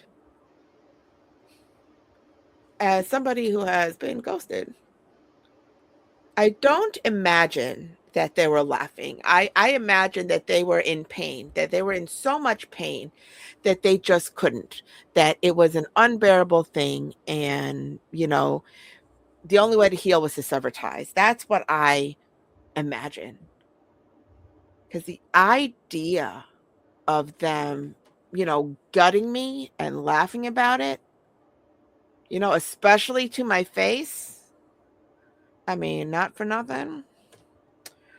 It's best I don't go to the shooting range and hone my skills because that's how bad shit happens. Because I'm a passionate woman and crimes of passion are a thing. Because it's diabolical, though, isn't it? It's god awful. So, Sweet Pea, I feel some kind of way about this. What are your thoughts? Oh, I feel some kind of way about this too. First off, I didn't know Rat could sing like that, so that was a shocking itself. But there's so many great lines in here that you can't even, like, you're just taking a breath after a breath after a breath and going, oh my God. And, you know, pure disdain. How dare anybody laugh at you because you're in pain? How dare anybody laugh at you for any reason if they're being assholes? You know, now attune for every feeling you've known, monument to the damage you've sown. Sitting on the judgment on your lofty throne, rendering flesh to bone till you're all alone.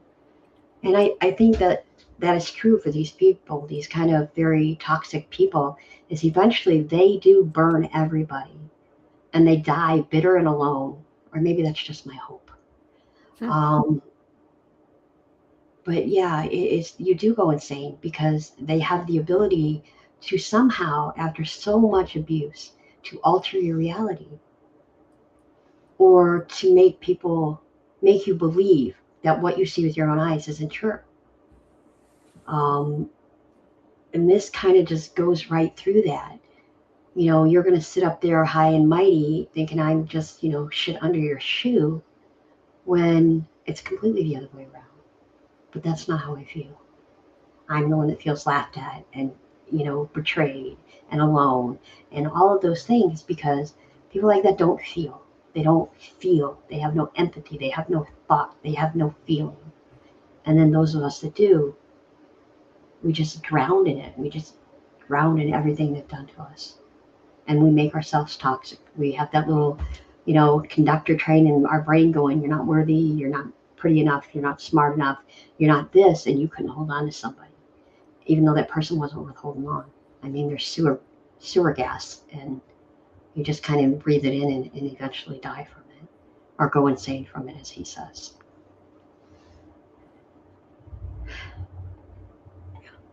It's not Lovely. an easy thing. No. It's funny. Um, if you've ever, caged a wild animal or cornered an injured animal and they want to lash out and all this stuff, even if you're trying to help them. And that reminds me of these people that sit there and when you finally, you know, straighten up that noodle spine or stop seeing the best in somebody who has shown you who they are, and when you finally believe them, they're like you have some nerve. And then they attack and attack and attack and attack and attack and attack and attack until you are emotionally bled out. They're like, ah, there you are, like ha ha ha ha ha, and they walk away like they didn't do anything. How do people do that? How do people just eviscerate somebody and be like, serves you right. You did it to yourself. You know what? No, sometimes we do it to ourselves. Nobody deserves that shit, though. And the part that I will never understand is they only go that hard on the people that they're supposed to love, on the ones that they know love them. I'm like, what kind of asshole do you have to be for that shit? It is not fucking okay. No. And with that, I have you on the board, sweet. Okay, this is Iron to Rust by Sweet Pea. I didn't know that iron could turn to rust inside the forest of trust. I think of the days I called you my Superman. I wore our truth outside of myself. Love flowed with indifference to the world around us. There was no time before. We invented something different, a place for protection for two broken souls. Hours of laughter and lust, a shoulder to cry on when I lost touch. Adventure and future ahead, not a moment of restlessness or dread. Hands entwined, we fed on each other's success. Never believe in fairy tale dust. Watching you as you followed strangers, looking for more, bored in a world of us. Leaving me stranded in my tears, lost again in the forest of fears, wondering what I did to lose you. I didn't know iron could turn to rust inside the fortress of a trust. And peace.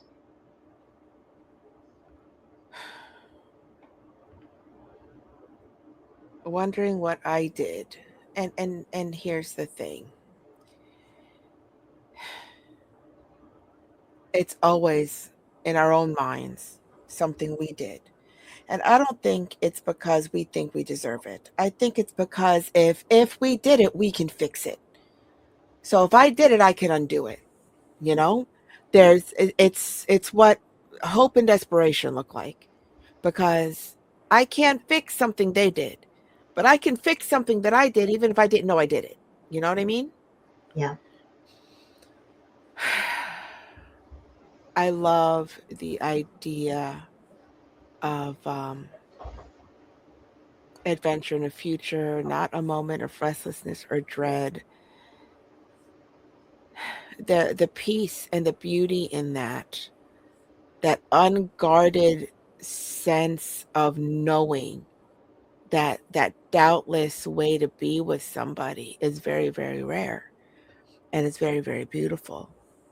And by the time you get to the bodice of this, the bottom, not the bodice, because apparently words just come out wrong. Um, it's like the floor fell out, you know? And now what? And what sucks about this transition is number one, it's not slow. One day you believe, the next day it's there's something broken. It's kind of like when that helium balloon gets cold and starts to shrink, and then over time it just leaves. But that it takes days for it to no longer fly as high, sometimes 12 hours, you know? It's not, it didn't pop all at once, but it's not slow. And it doesn't refill on its own. It takes the work of both parties to bolster each other in a way that feels safe. And it was easy to feel safe to start with. It's not easy to feel safe again, because it makes everything feel like a lie. It makes the laughter and lust, the shoulder to cry on when you lost touch, it makes all of that that was so easy and so natural feel forced and wrong and broken. And how can you trust it again anyway when it was wrong the first time? The thing is, none of it was wrong. And this is the problem, at least with my brain, because I'm very black and white, right and wrong. For me, in theory, well, now it taints everything.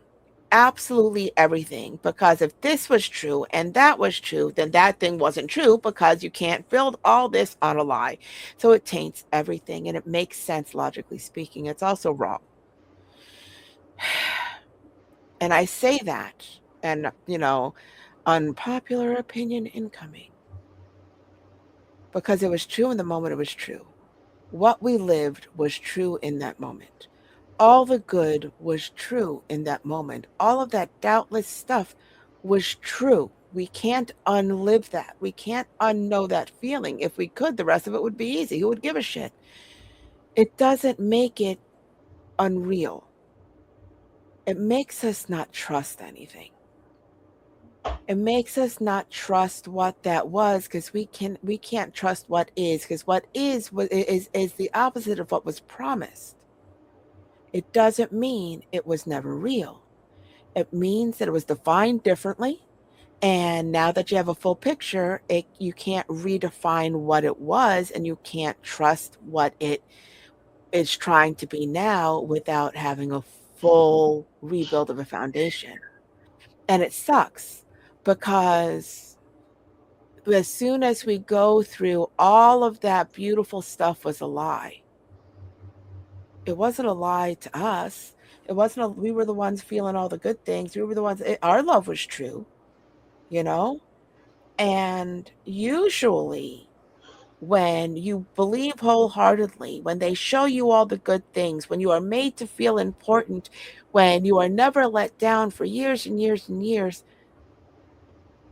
then chances are that was true too. And just because there's compartmentalization doesn't mean that it wasn't in that moment, you know? Because in that moment, whatever was being looked at, whatever was being followed, that was outside of those moments. And it's a hard thing, because if you believe the that it was true, and also that there was lying, then it's a hard thing to want to reconcile. It really and truly is, because of how we define love, because of how we define what we thought a relationship was, because of how we knew without doubt that it was all the things, because this is how we love. But not everybody loves the same. And it sucks, because we assume that people are going to love wholeheartedly like we do. We assume that it's an all-encompassing thing to us, it's an all-encompassing thing to them. So that is what we believe. And those moments that we lived of joy are true. It doesn't change what we lived. It just changes how we look at it. And it sucks, because it's not something to rebuild. It'll never be that. It can be honest, and it can be open, and it can be all the things, but it's not going to be built on that same foundation. And it's going to take a lot of time to get over that, because everything that feels that good is going to feel like a lie. It sucks. And this is so beautiful. This is so pure in its and how the love was depicted, that there was never any doubt. And that doesn't come easy. It's easy to doubt because people are fallible, because everybody's imperfect, because sometimes people suck. But the more we believe, the more it's going to hurt. So, do we choose not to believe wholeheartedly and then never love like that and never know what that joy feels like ever again? Because once we can, because it's a safer place to be, but that's not where joy lives. But then we feel stupid if it should happen again, or if we want to believe, or what the hell's wrong with us, that how many times do we have to be broken before we learn that everything's bullshit. It is a slippery slope of broken emotions to choose any side of that equation. This breaks me. I mean, shit. If tonight's toxic traits are breaking me, I don't even want to be there on Thursday with the emotional echoes. That's gonna kick my ass. You know, I'm Yeah. like, this isn't even the deep stuff. Jeez Louise. But yeah, the salt can just break down everything, and some things really can't be rebuilt. They have to be treated and they have to be changed. Sometimes they have to be made into something new. People suck. Yes. So I'm gonna put another one up. Okay. I wasn't sure which one I was gonna read. One is very Dr. Seuss and very you're an asshole. But I think I'm gonna read this one instead. Okay. Because, not in the mood for my Seussian bullshit.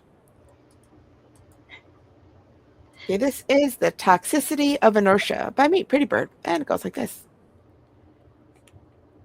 You slept in the corner of a dream I can't remember, but it feels familiar, like Grandma's quilt on a chilly evening. Racing thoughts with matching heartbeats, caught in rush hour traffic patterns, trying to find the quickest route to logic. When gridlock says analysis paralysis is definitely a thing, but life taught me I was lazy and useless, discarded and emotionally dislodged, but intellectually sound in an even dichotomy of divisive truth, mocked and derided by demons dancing in my blood. I alone can save me, if only I could move. Oh, And man. poem. So let's talk about true heartbreak. Um, you slept in the corner of a dream I can't remember, but it feels familiar, like Grandma's quilt on a chilly evening. That says so much because I have a quilt from my grandmother, and I just remember all the warmth and all the love every time I look at it when I was at her house and all of that. So this puts a lot of emotion into what you're saying, um, because that is just a familiar place to be in that cradle of love. And then you some of your phrases in here are just amazing, but caught in rush hour traffic patterns trying to find the quickest route to logic. Your mind's racing and everything's going and everything's the right way, and then you're in that gridlock because analysis paralysis is definitely a thing, and it is really a thing when you are just so afraid to move and go forward. But life taught me I was lazy and useless, and that's heartbreaking. And it's something, if I could take like some kind of miracle and pull all of that out of anybody that feels that way, I definitely would. If you could bottle that and sell it, or just bottle it and give it away, but intellectually sound. Isn't that the truth? Oh, you're smart. You're really, you've got that going on. And but if I'm so smart, why am I so dismissed? Even in a dichotomy of I can't even say the word. Truth, mocked and derailed by demons dancing in my blood. I alone can save me if only I could move. Because of that paralysis, If I go out to save me, who's going to try to break me? Who's going to, it's better just to keep to myself, be alone, and like you say, you like to be in your own solitude. And sometimes we don't move because we are in such belief of everybody that tells us we're not worthy. That, my favorite saying is mirrors lie. Because we can look in a mirror and say, hey, this is the person I see. These are all my great traits. I've got this quality. I'm a writer. I'm a mother. I'm a teacher. I help people. And we have all of these positive things if we really just looked at that side of ourselves. But instead, what do we see? We see lazy and useless, discarded. I wasn't worthy. But that's such a uniqueness. If we could figure out how we are unique to ourselves, to being who we are, instead of worried about all the things people have done to us, which is damn near impossible, because you're just paralyzed by it, and you just don't move, even though you're the one that is the only one that can really change everything. It's a beautiful ride. Much appreciated. You are up. I am up. Okay. This is Besotted Toxic Analogy by Sweet Pea. A wink of perceived impropriety redefines the roles of lovers. A dalliance with one's own unscrupulous, unfounded thoughts to deceive a child sired in disgust, born in beautiful distrust. Lovers cannot cut the umbilical cord of desire, for without it, no one breathes. A drop of jealousy, laminated perpetual insecurities, wrapped in unscrupulous treachery. Love is now the enemy of their infatuation, holding hands, best friends, drowning in humiliation. Entwined with unspoken insecurities, they abolish all rational wisdom of normal, destroyed the concept of you and me to be a single symbiotic haunting deity. Lovers lie twisted in their perpetual hallucination, ensnared in a continual flow of dissatisfaction, forever restrained together in the inferno of a brutal pain, enmeshed beyond anything physical, both bound by their natural narcissistic need to live. These unwavering lovers bleed, racing towards the depth, wrapped in their toxic love affair. In peace.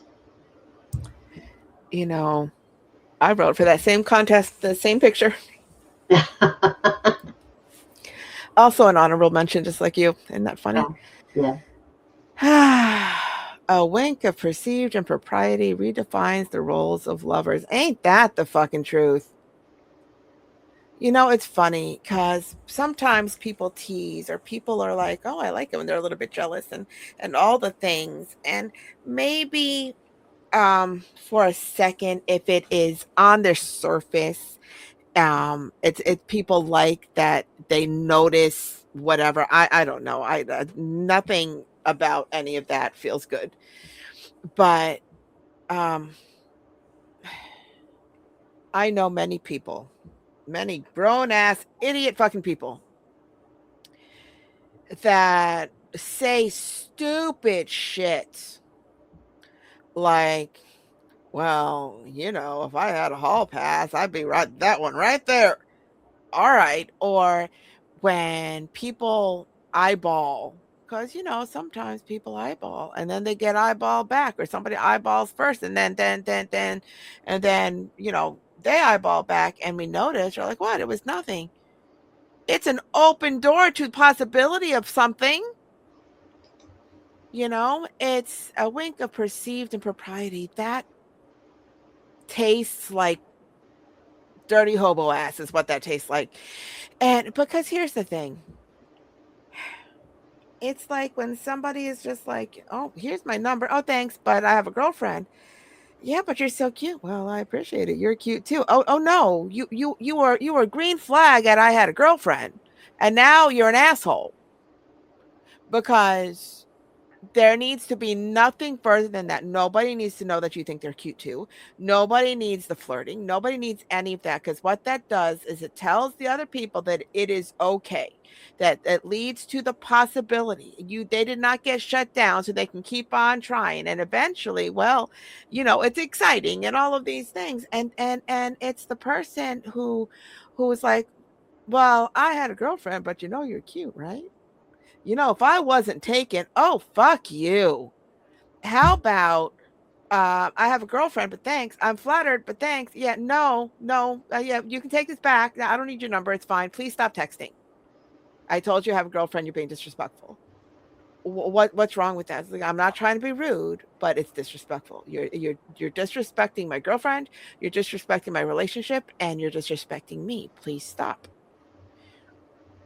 Anything other than that is, well, how you doing? Seriously. Well, I don't want to be rude. Be fucking rude. Because not for nothing, the second that somebody says they're taken, if that person says anything other than lucky girl or it's a shame and move the fuck on, then they're also the asshole, And the one entertaining the asshole is a bigger asshole.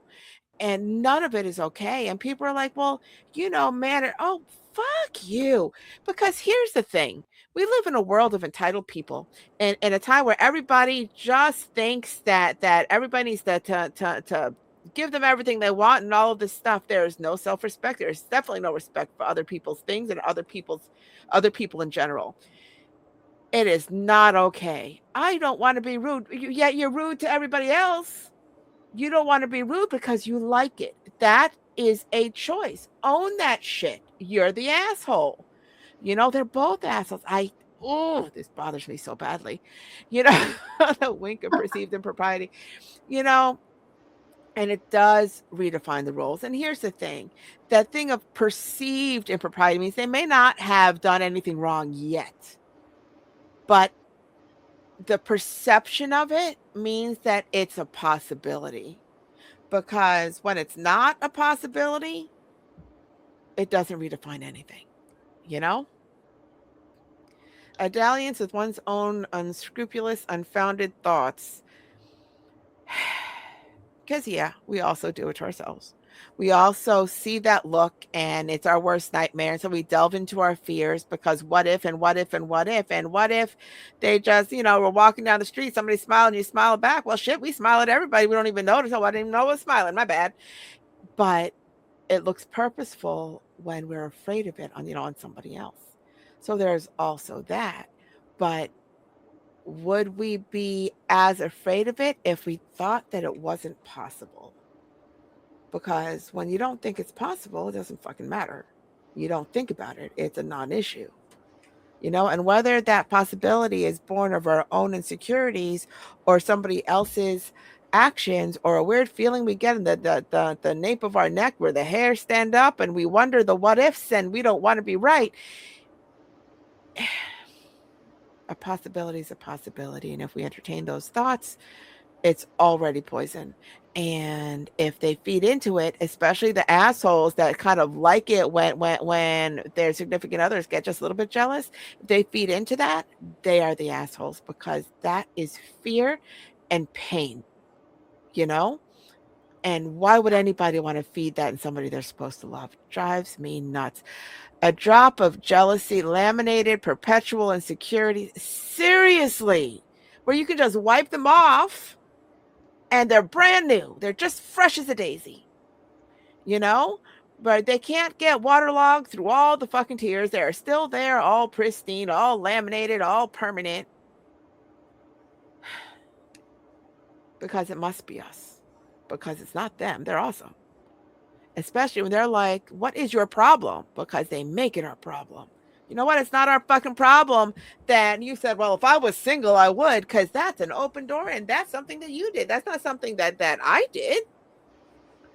Fucking people. I have no patience for that stuff. I really just don't. Lovers lie, twisted in their perpetual hallucination, ensnared in a continual flow of dissatisfaction. any bit of dissatisfaction in a relationship, whether it's emotional, whether it is physical, whether it's anything, if you have any care, any respect, any love at all for the person you're with, it deserves a conversation before it deserves, extramarital action, before it deserves entertaining a phone number, before it deserves smiling back at some hot girl that's eyeballing you. It deserves a conversation. It's not a whole lot to ask. You're like, listen,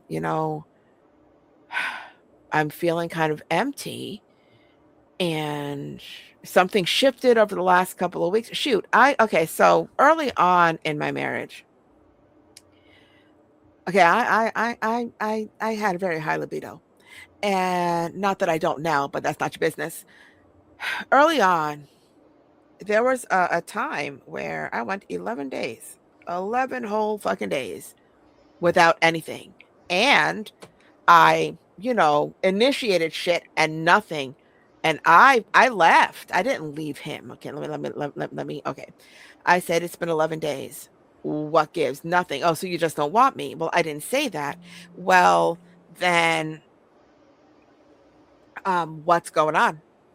They're like, I don't know what you're talking about. I was like, it has been 11 days. And what I need from you is to feel loved and wanted. And when you don't want me, this is the longest we've gone without sex, without any kind of passion. And you won't even look at me. It makes me wonder what's going on. So if you're not going to tell me what's going on with you, I am going to think the absolute worst of everything. And I can't live like that.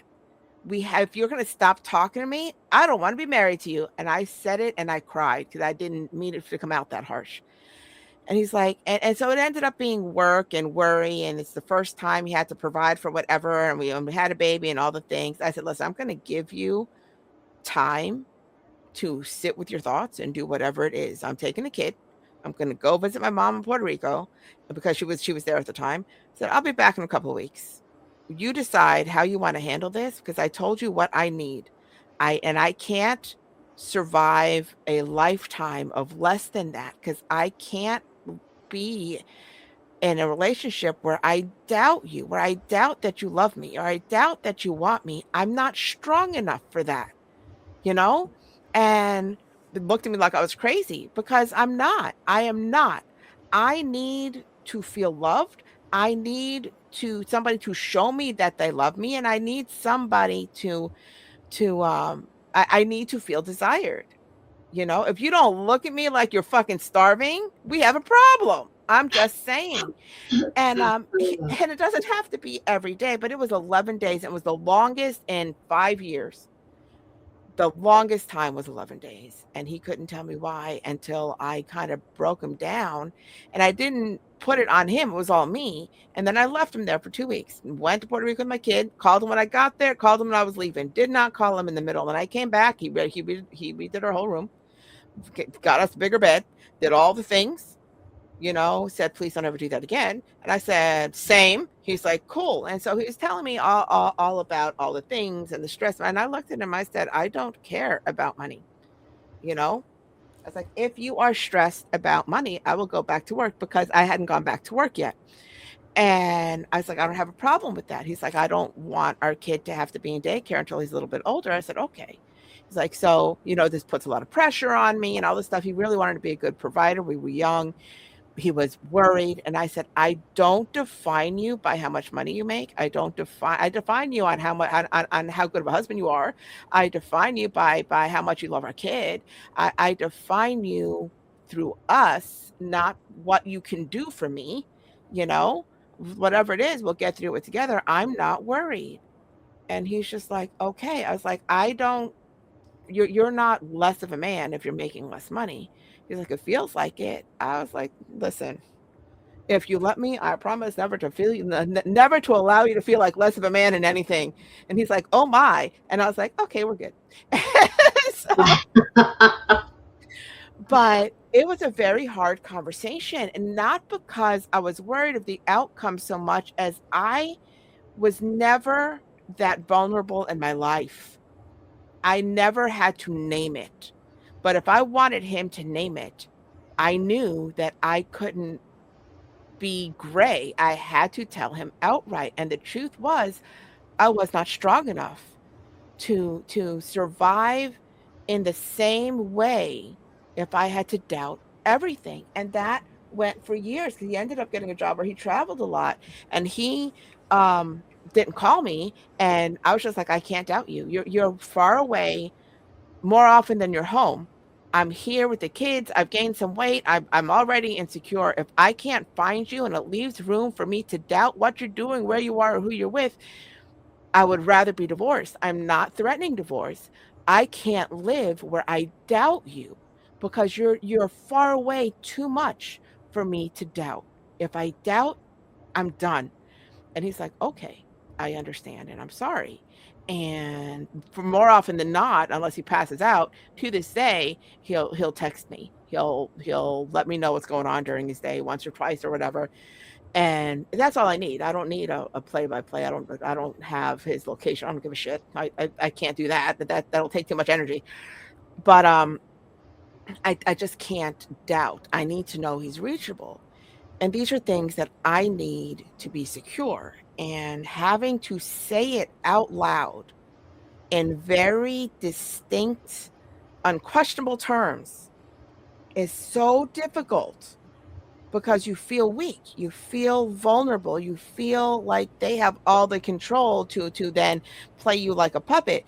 And but sometimes if you're not as particular as you need to be, they don't understand how important it is.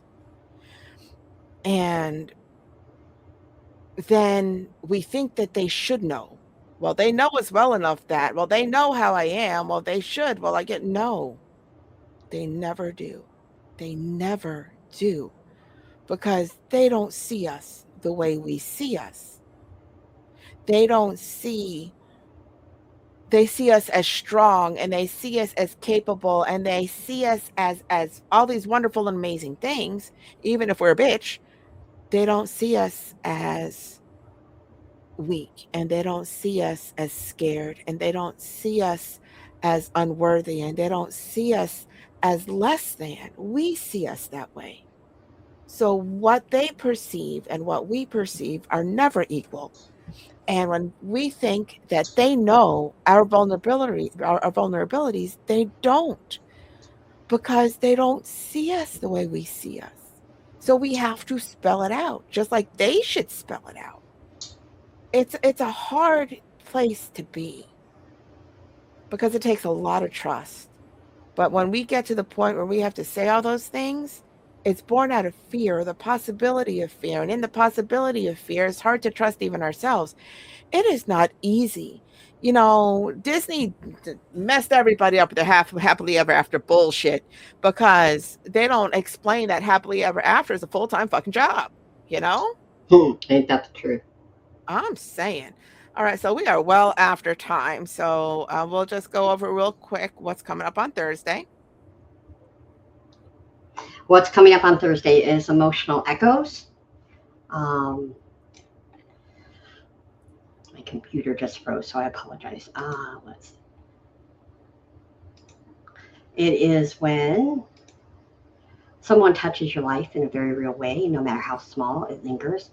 We may not even notice at the time, but years later, those emotional echoes surface as they cross their mind.